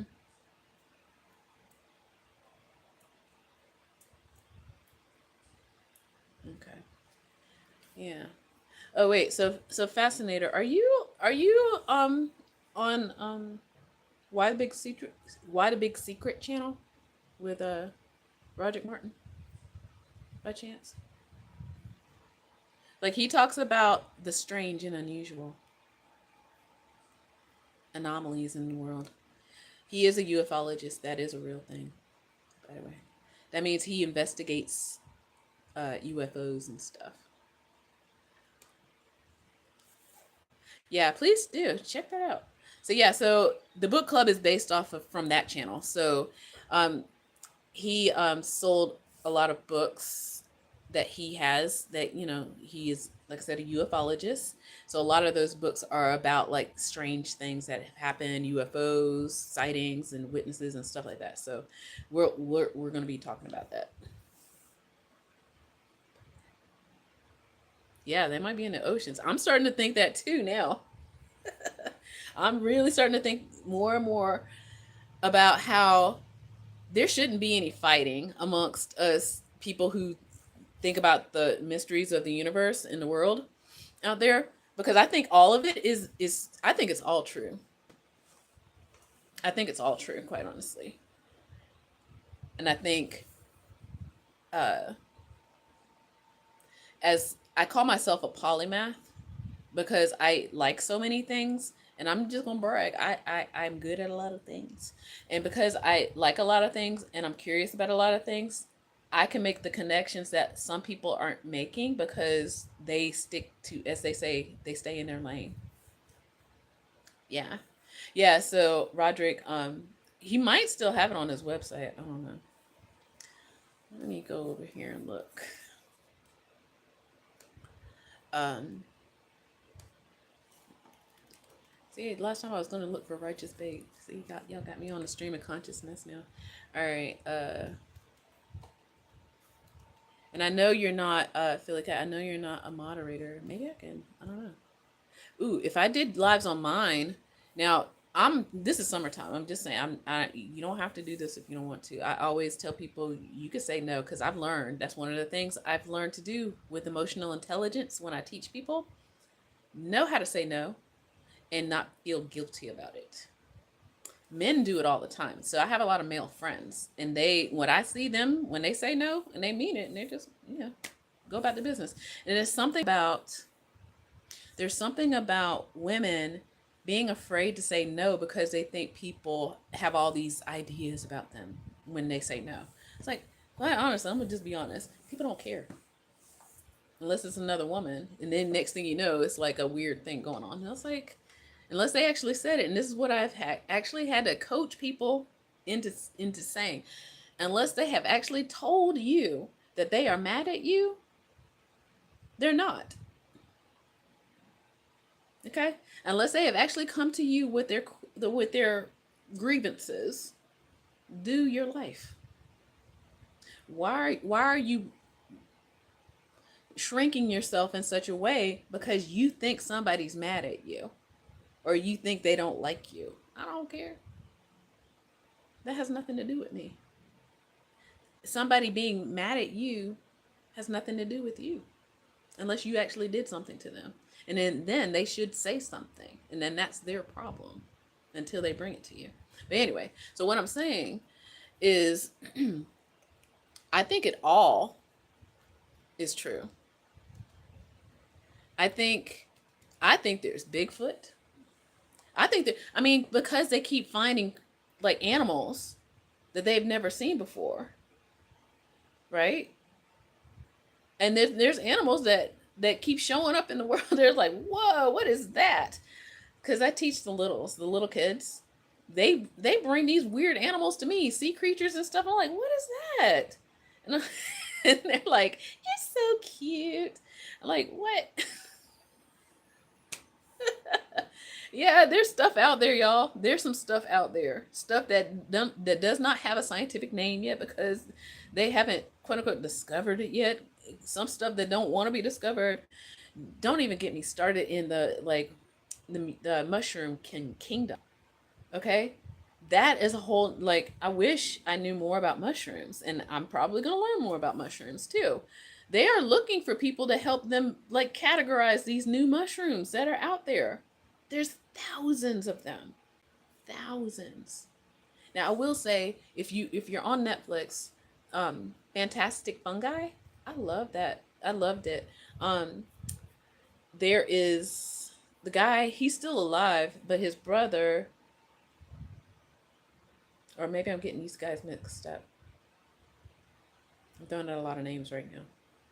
But yeah, but if you had to go watch something about, like, just know that that's proof positive that there are organisms on this planet that we don't even have names for yet.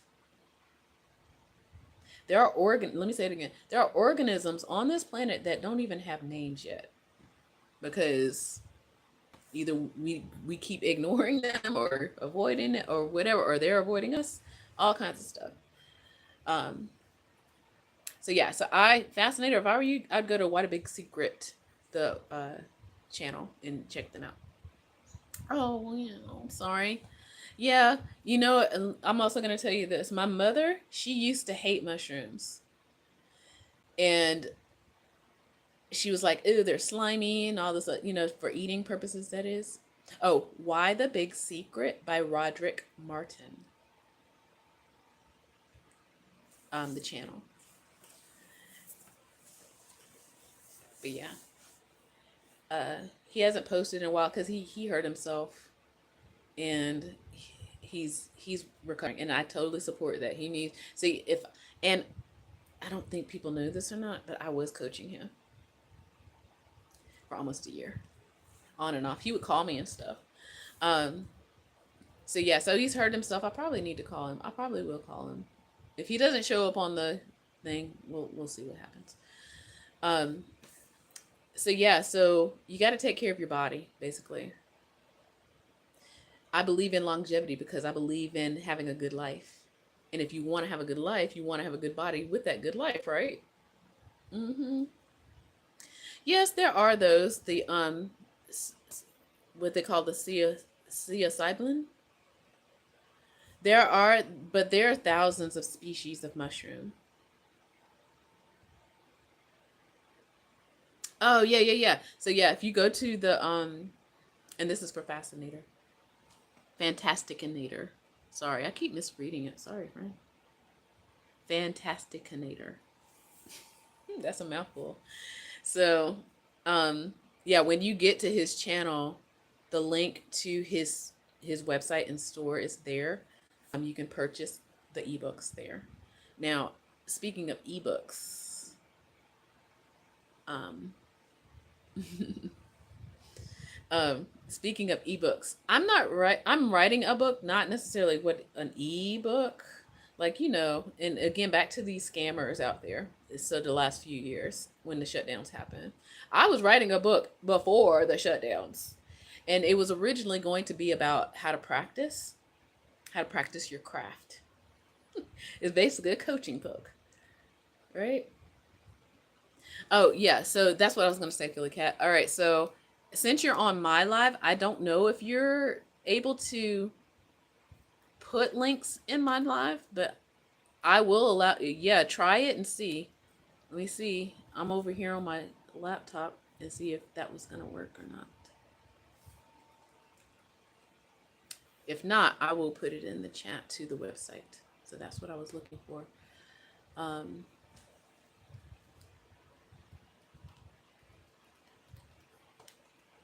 Fantasticinator. Okay. So yeah, so if you Google it, he has it listed as a science podcast. That's interesting. Cool. Uh, and it is kind of podcasty style. And let's see. Yeah. So that's what I'm saying. It's like unless you are a moderator, and that's what I was about to do the big ask. I was like, if you want to be a moderator for me, I can allow for that to happen. Uh, let's see here. We can talk further about that, but um, I also know that I can get a bot to be a moderator. You know, but I've also protected myself from a lot of weird things that come over here. Um, I remember the days of LiveJournal. This is how old I am. LiveJournal, MySpace, Friendster. Uh, yeah. So, Yahoo chat, AOL chat. Okay, so I be knowing. Okay, people out here crazy. So yeah, you got to come out here and protect yourself before you get on the screen. Um, where is it? Okay, it is listed as a podcast, but what I want is the website. That is weird. Okay. And what my big plan is, um, when the shutdowns happened and I lost all my music students, I started recording lessons for guitar, not for piano. I wish I'd done piano too, but you know. Um, hmm Yeah. Yeah, and the thing is, this is summertime for me, so I'm on like summer teacher time. Like 4 o'clock, I would probably be just coming home, um, and kind of fried and tired. Um, I would probably be ready around 6 Eastern Standard Time if I was going live to do stuff like that. I'd probably, incorporate dinner with that kind of thing. But I do want to do more lives in coaching.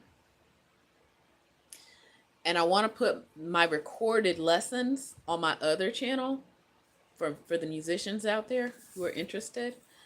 Um, and coaching advice for creative people, because again, I got I the reason, again, I want people to watch this and know I'm giving you my receipts, as they say. I'm telling you my receipts. I am not a scammer. Okay. Somebody else that I followed today, basically she had to do the same thing. That's where we are now. Yep, Nerd Queen, that's me, with a K and a W.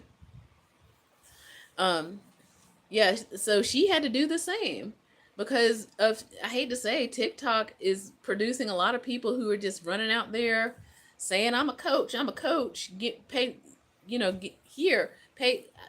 And then they're also messing up the industry too, because apparently consultations are at $25. I'm like, are you serious? In real life, I wouldn't. No, like, I don't know. I can't say that for sure for myself, but I am not going to be selling coaching sessions for $25. I'm sorry. You just heard my 20 plus years experience in this field, okay? And my background. I'm not eh. Like I said, not all money is good. I'd sooner give it away for free. Do you see what I'm saying? That's what I'm doing. I'd rather give it away for free than to say I'm hustling. I'm gonna give you all the juice for $25. No, here it is for free. If you're that hard up and you want to nickel and dime me, I'd rather just give it to you for free. Okay. Yep, I know. I'm in Wikipedia. That's what I'm saying, y'all. I want you to know. Yeah, $25 is free. It's like you just wasting my time. Wasting my time. Talking about some $25. Shoot. It's like you could tip me with the freeness. So I, like I said, yeah, I'd rather come on for free. You give me a tip, I can answer a question live and help everybody, but I am not. I don't do, like, I don't, you know, there are people who do tarot and do, like, I do my own oracle kind of work, but I'm not selling that either. But I hear people are doing that, which, hey, I can't knock you for doing that. But yeah, so it seems like TikTok is making people think all life coaches are scammers out there, because some of them are out over there being a scammer, and it's crazy. And I'm also seeing, because I spend more of my time learning and discovering and working with people either via Zoom. Every once in a while, I'll do an unlisted video for people on my channel and send them there. And oh, and IG. Yeah, so I'm trying to build my code, I'll call it personal development, but it's more spiritual things over on Instagram too, but mostly I want to do my music on Instagram over there, just to bring the people over to YouTube because of my research. I also have, and if y'all are out there Googling and whatnot, so that people know, I'm legit. I want you to Google Atlanta music lessons.com. That's me too. Okay. Okay. Okay, cool. Yeah, so it's like I'm that too. I gotta Google history. I'm for real. I'm not gonna sit here and just be like, um, it's high strangeness. Thank you. Sorry. Let me go ahead and do this for y'all because I'm looking at the time now. Um, his new channel is called High. Well, it's still the same channel. I just knew it before he changed the name. Um, it's High Strangeness, and I'll put it in the chat myself. He has a newsletter. I need to get my coaching website more together. I mean, it's kind of there, but it's kind of not. So, um,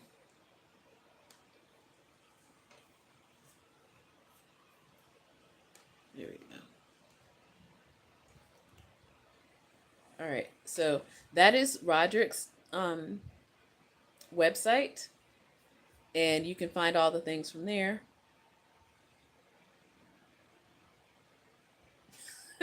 Yes, I need to. Um, yeah, I'm gonna. I have a Substack, so because I said with all of this to say, like, where can you find me? So you might. I'm not gonna be like shucking and jiving for these other platforms, y'all. I'm not. I'm sorry.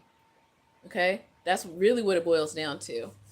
I'm not gonna be on certain platforms doing challenges to get people's attention. They think I'm a faker because that's the only way to get your attention. Um,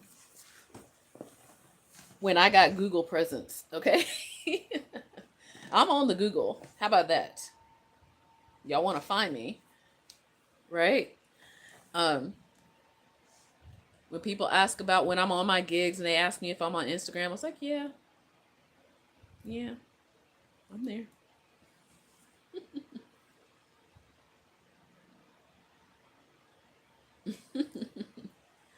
Yeah. And there's nothing wrong with being on there, but I just feel like that's kind of where what had happened when the shutdowns happened and everybody was sitting at home. I get it. We were all like looking. We didn't know where our you know how we're gonna get paid and stuff. I was still teaching Kate my littles, my new job. Yeah, it's like to really revamp what I'm doing. You know, now that all the scammers are being scared off and exposed and stuff, and y'all are starting to, start asking the right questions, okay? If you need a coach, you need to be asking them the right questions, and maybe that should be a video I put on this channel. Like, how do you know your life coach is a scammer or not? Okay, I mean,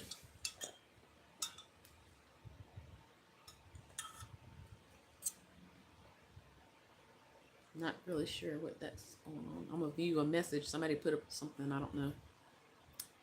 So that's what I'm saying. We ran off when I first started this live. Sorry, I have long fingernails on this. Yeah, I'll have to watch it later. Sorry. My stand is one of those bouncy things. It's cool. Um so yeah, how do you know you who you're working with is the real deal or not? Like ask them, make them show you what their credentials are.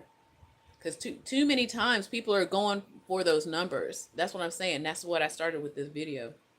The clicks and views versus the ones that are legit. Let me give you some examples. So, what I'm noticing is that there are a lot, and I'm not in people of a certain age, okay? So, I'm just going to say, like, a lot of people in their 20s that's saying that they're coaches. And you know what? They might be coaches, depending on what they are coaching. But there's a lot of people of a certain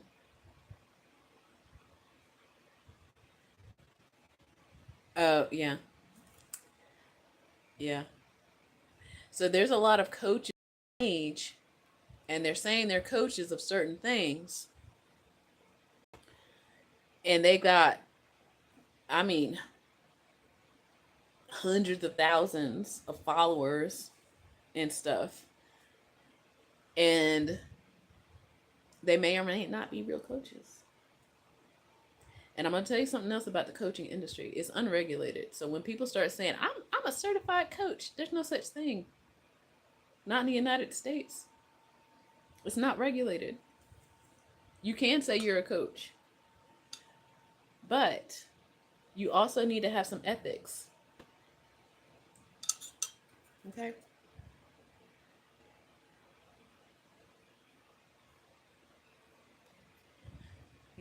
So that's what's happening. So I don't. Oh, well, thank you. See, that's what I'm saying. There's some people with the real deal, and then there's some people out there just saying whatever.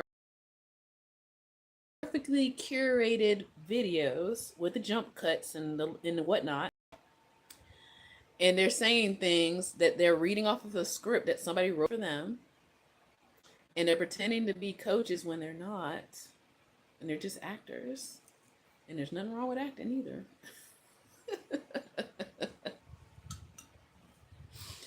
So so what I'll do, I'll figure out, since y'all are the real ones, y'all tell me when is the best time for me to go live so y'all can hang out with me. Okay, you can put that in the chat. I'm usually free, definitely on the weekends. Even though I'm a performer, I don't like going to see people play. I'll be honest. I don't go to a lot of shows. Certain ones, anyway. Like if my friends are playing or performing, then maybe yes. Okay.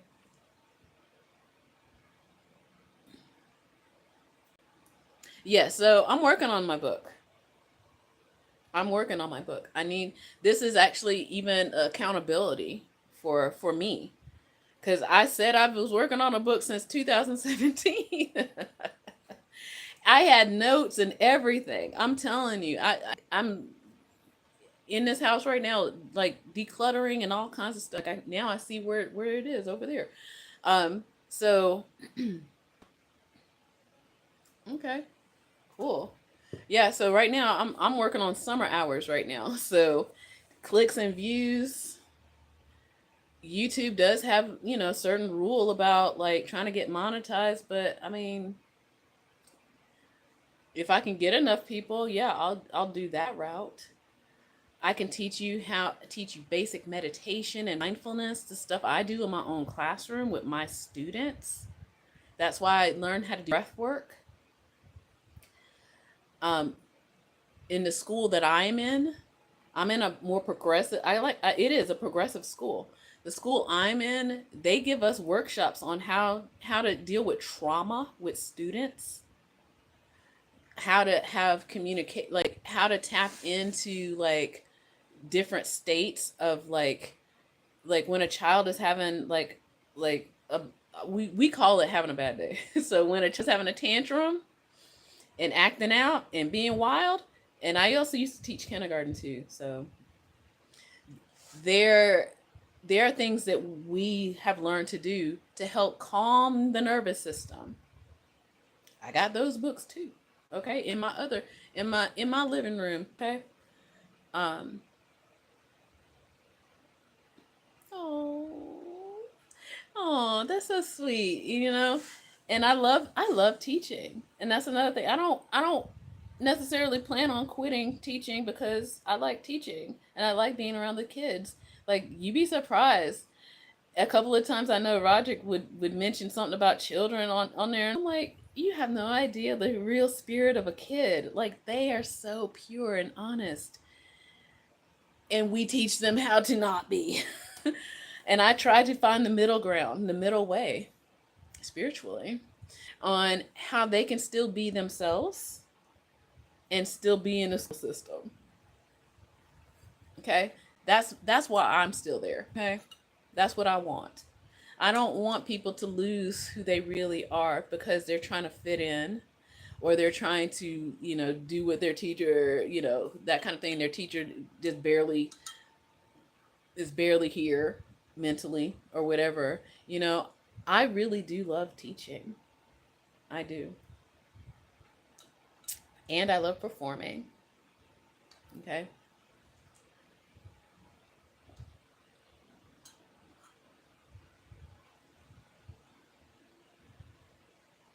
Oh my goodness.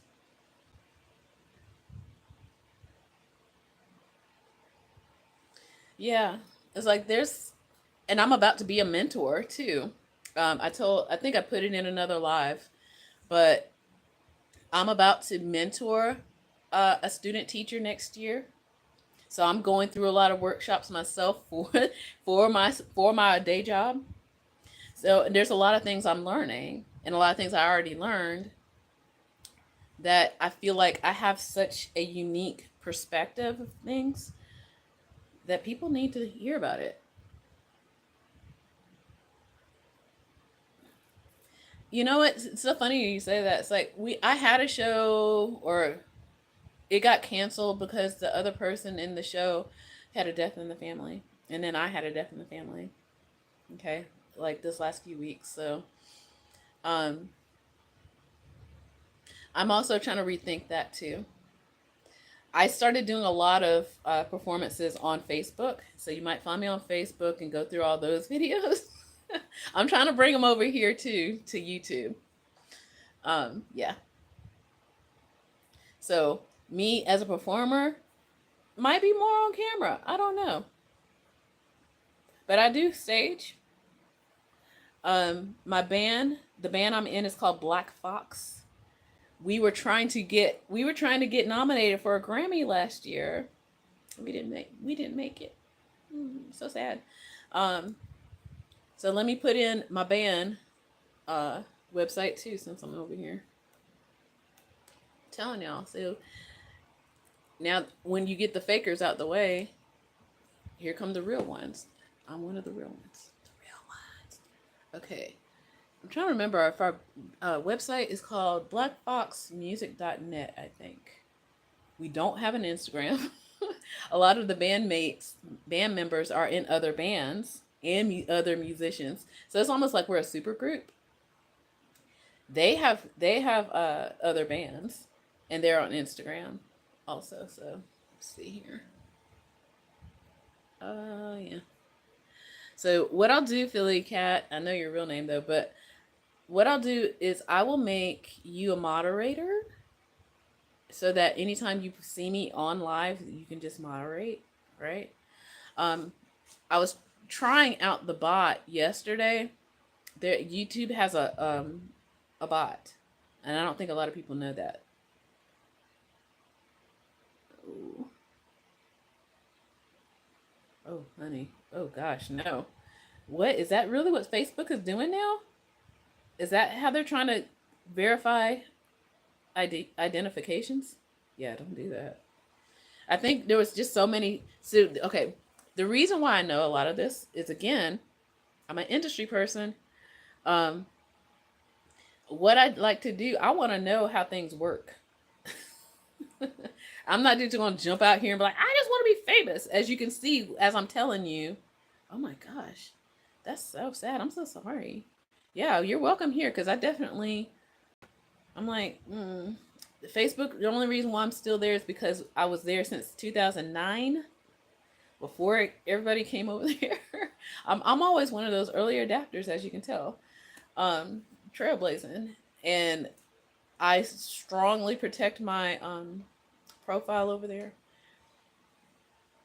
and I just do my best to, you know, follow follow directions on platforms. Except for, I'm not gonna sit here and dance for y'all just because that makes people stop scrolling. I'm like, if they want something, you can Google me. How about that?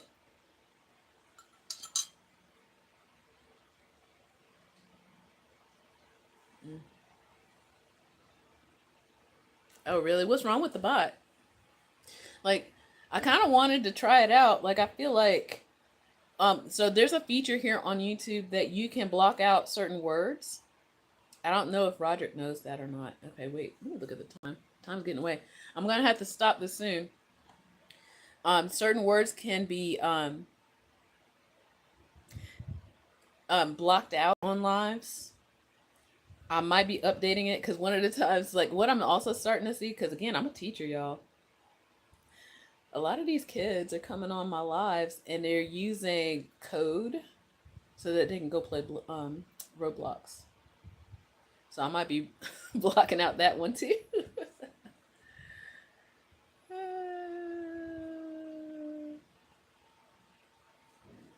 um, I don't know. I don't know. I would say we'd have to get to know each other here. So I just happen to know Philly Cat because I do have her email address, like her email address, and I'm about hopefully Philly Cat. Are you gonna be on the book club later? And I'm gonna try. I really hope it's just an hour today because, like I said, we ended up doing it for like 2.5 hours, and that threw my schedule off. Well, yeah, it's because I know who she really is. Philly Cat, that is.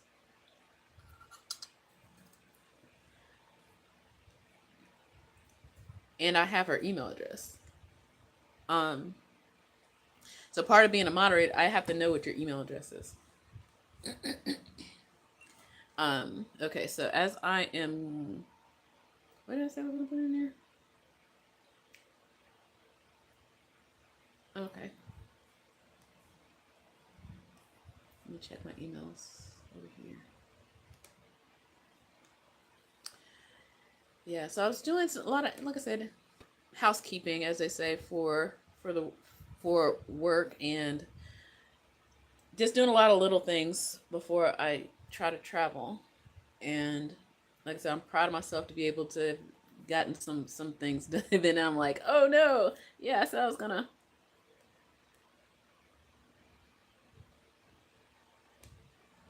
Oh, oh. So you know what? I want to meet Doc B. Speaking of, now I'm over here. It's taking a minute to upload. Um, I want to meet him. He lives in Atlanta. I know his real name because I read. See, that's another thing. A lot of times when people are on that social media and a lot of people don't know that there are real people, there are real doctors doing certain things on there, and then there's some who are people who are fakers. There's some they're in between. There's a lot of going on, and I do my homework. Okay. Um,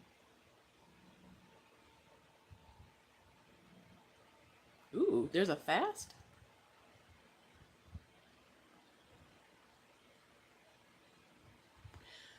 You know what I would do to see if there's a global fast? I'd go through Google. Um, I can do it now. Global fast. Um,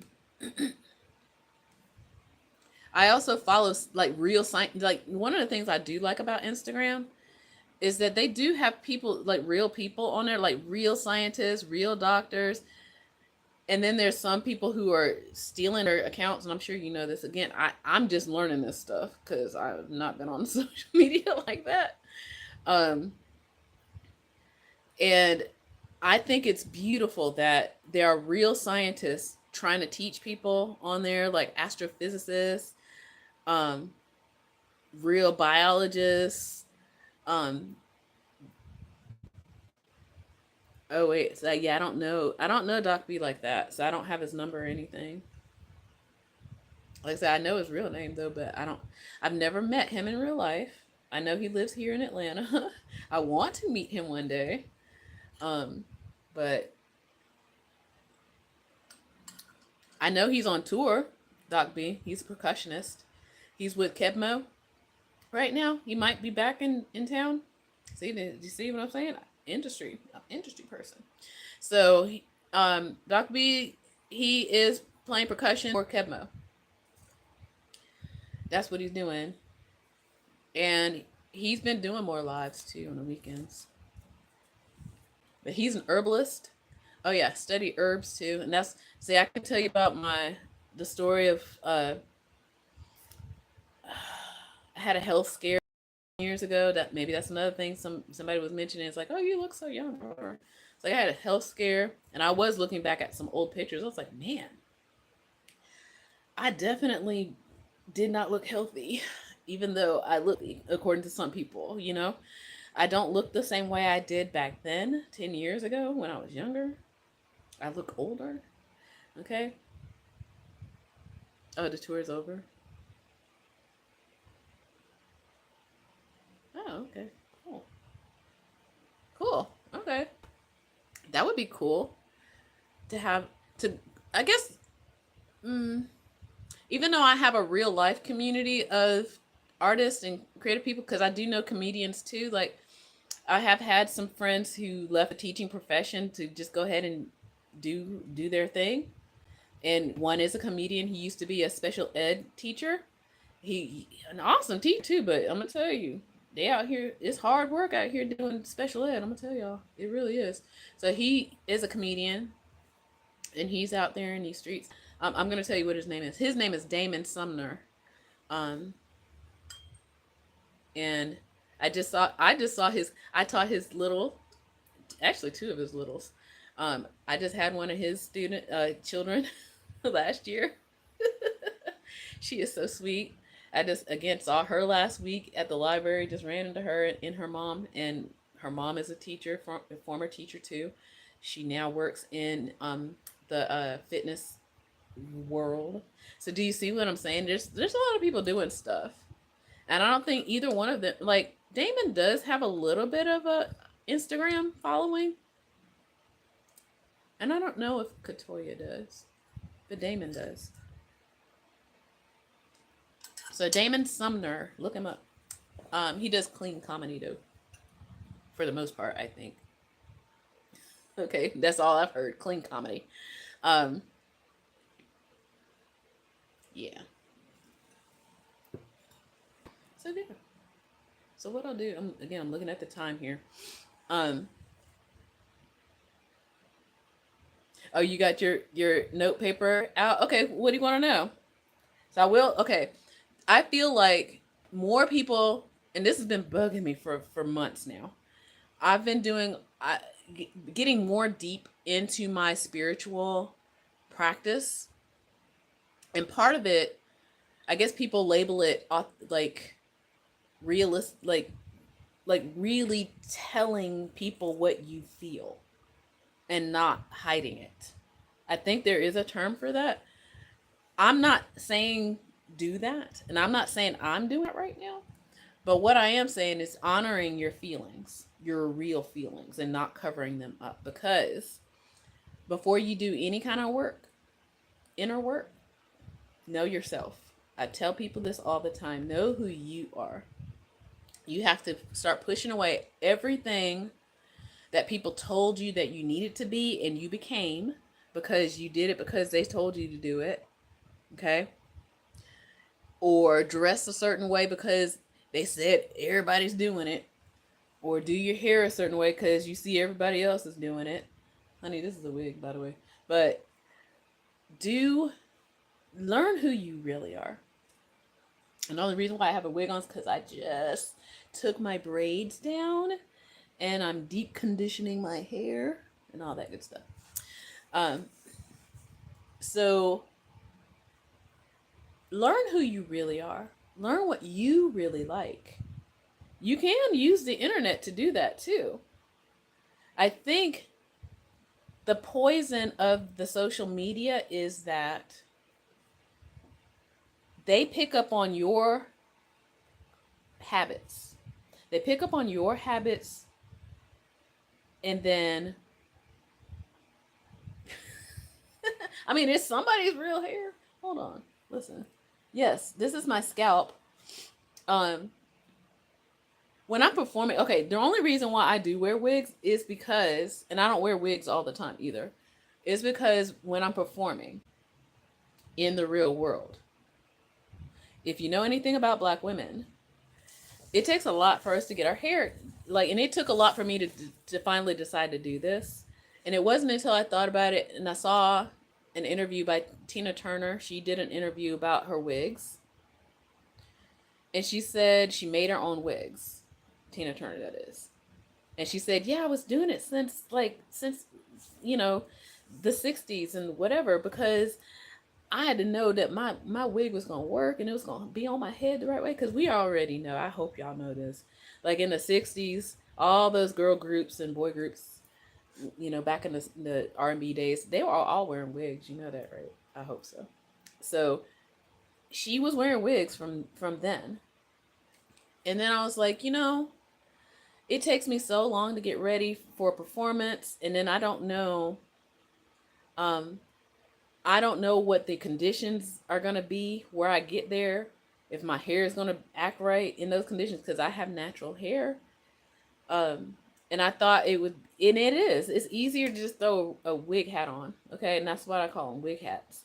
So it's easier to just throw a wig hat on or a ball cap or something if I'm outside performing than it is for me to try to doing my hair and thinking that it's gonna, hang out and be okay in the elements.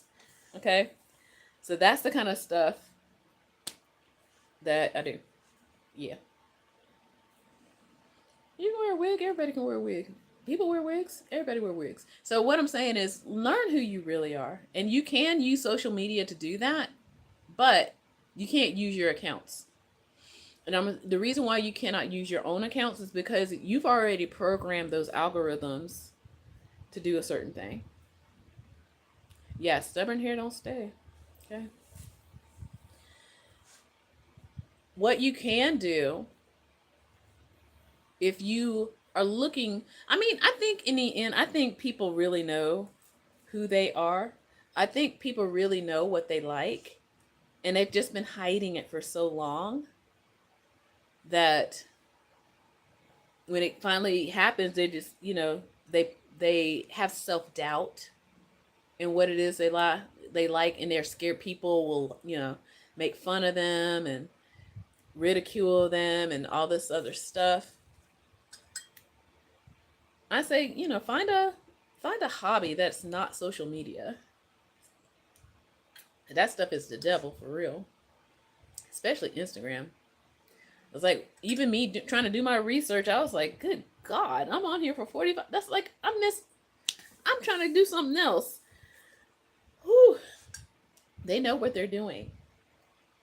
I even heard like on a podcast like 2 days ago that these social media platforms like Instagram, like TikTok, and Facebook, let's put them all in there, and a few others that are out there, they hire neuroscientists to study how people keep their focus and attention. The very thing I have to teach against when they get into my classroom, these children. I have to teach them how to have focus and attention because the social medias have now taught them not to pay attention to anything more than 5 seconds. Mm-hmm. More than 5 seconds, right? All right. Looking at this time again, so it's almost 5 o'clock this time. I have to, and what I have been doing, speaking of fast, over the summer, I do detoxing in some form or fashion. So this summer, I thought I was going to do a certain kind of, I thought I was going to just fast. Speaking of fasting, I've done fast before. The longest I've ever fasted was 12 days before, no food. Um, I do not recommend that for people who are not ready for it. It takes a lot to prepare your body for that, so don't do that. Okay. Um, I kind of stumbled into this particular detox just because I was just like, I need to eat more fresh food, which I always do anyway. But speaking of earlier, I talked about being a fruitarian. Um, I'm not eating any meat this summer. Like I literally don't remember the last piece of protein I've had that was animal based so far. Let me take that back. I had ice cream. Ice cream. Okay. And then now I'm gonna move over though. to coconut ice cream if I have to have that. But yeah, so I'm eating right now are fruits and vegetables and nuts. That's it over the summer. Seasonal. So since we live in Georgia, I've had peaches so far, which is awesome. Yes. Hopefully 8 p.m. tonight, Eastern Standard Time. Um, and we'll cover the article "A Shot Across the Bow." I also have a gift to give anybody that shows up over there. So, because I do a lot of reading, y'all.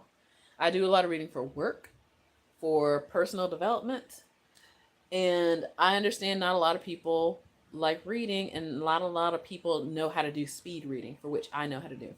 Um, yeah, speed reading. I know how to read fast and get the point because I have to for work. Like y'all be surprised how much teachers have to do a lot of reading to teach. It's a lot. It's a workload. And when teachers complain about, oh, I work when I at work, I work before work, and I work after work, and I work on the weekends. Yeah, we do. We do. We kind of have to. Like I can't learn the content, and luckily I'm still on my same grade level, but I can't learn the content and then teach it at work. I have to learn the content so I can teach it, right? So do a lot of reading. So I have and there's an app called Speechify. And I've had Speechify once a few years ago, and I was kind of like, I had it on my phone and I was like, whatever. Um yeah, pretty much we only do it because we love it, and I do love it. And yeah, like I said, like now do you see what I mean by I would rather give it to you for free than say $25? What? I'm not gonna sit here and hustle for $25 to make you want to give me something. I'll just give it to you for free, whatever. Because I need more people who are smart in this world. You helping me out if you can be more smart. Okay. Okay. And forgot what I was saying. Oh yeah, so I am detoxing probably from meat. And I'm studying, like I'm a biohacker too, so if you want to look that up. It just means that's how I save my health. And we talk about that too, and that's all the stuff I talk about on my channel. It's like how to take care of your body, because the healthcare system right now, it's in the dumps. It really is. This healthcare system in the United States is dangerous. Please do not get caught sick. Okay? And I've learned lots of things. Like, let me see if I can turn my camera towards my books. Like, again, these are my books. Some of these books, I need to, when I visit my family, I need to go and get the other one. This book I grew up with. Hold on. Let me turn it. This book, this was in my house growing up. My dad gave it to me. He's like, here, have this. Because all the books are, collecting dust. I grew up on this book. This is the Illustrated Encyclopedia of Herbs. And that's not the only book that's there. So when I get the other one, it'll be there. So you learn how to take care of your body and I guess, do what nature intends to help you, right? The doctors, and again, I can tell you that story. I don't know if I'm gonna tell you today. It's now 5 o'clock though. What's the title?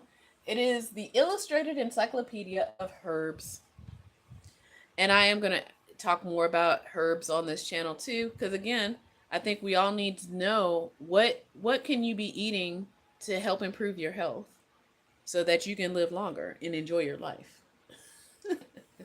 Okay? So you can have longevity in this world. There's also a book that was gifted to me a few years ago. It is called Prescription for Nutritional Healing. That was gifted to me. It is very handy though. I love it. It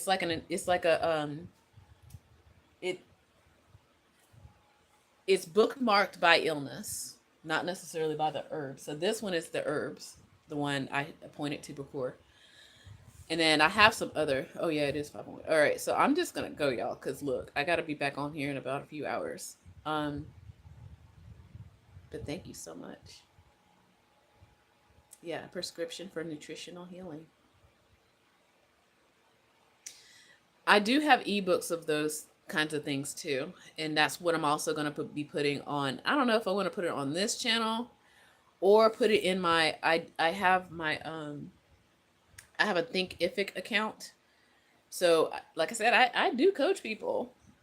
I just don't do it on such a scale that people are like lying. You know, like I don't think I want 100,000 subscribers. I don't know. Do I?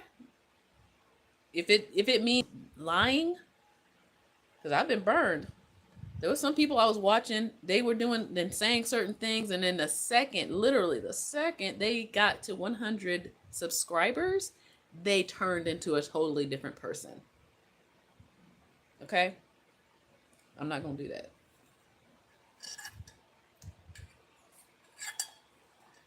All right. So, yeah, so I need to make some food for myself. So, I'm eating fruits, vegetables. What's for dinner today? Sweet potato, edamame, uh, Brussels sprouts. I might have the celery only because I don't want it to go bad, or I might take it with me. I made oh yeah, that's something else cool. I do weird stuff because I'm weird. So I cooked an onion in my car yesterday. I have pictures. I cooked an onion, so I can have some of that too. So I tried a vegetable that I know that whether it's cooked all the way or not, it won't kill me. So yeah, so I cooked an onion in my hot car yesterday. And that is also going to be a part of my next post on Substack. So I have a note about beets and how, speaking of beets, the vegetable, that is so good for your heart and blood pressure. People don't know that. And it does taste bad, I ain't gonna lie. It's not about the taste. It's about having a healthy body. Okay. All right. Seriously though, it's been nice chatting with people. I hope you take a chance to look at a few of my other videos. They're up and like I said, I've been doing this for a couple of years. I wasn't necessarily doing it for the clicks and views because I had, people pop up and do whatever. But this is a new strategy, I guess. Ooh. Oh, that sounds yummy. Ooh. Yes. That reminds me of the carrot salad that my mom used to make. She likes that. Well, I'm about to leave actually, so I want you to just, subscribe to my channel and then you can watch all my videos. Tomorrow I'm traveling. Okay?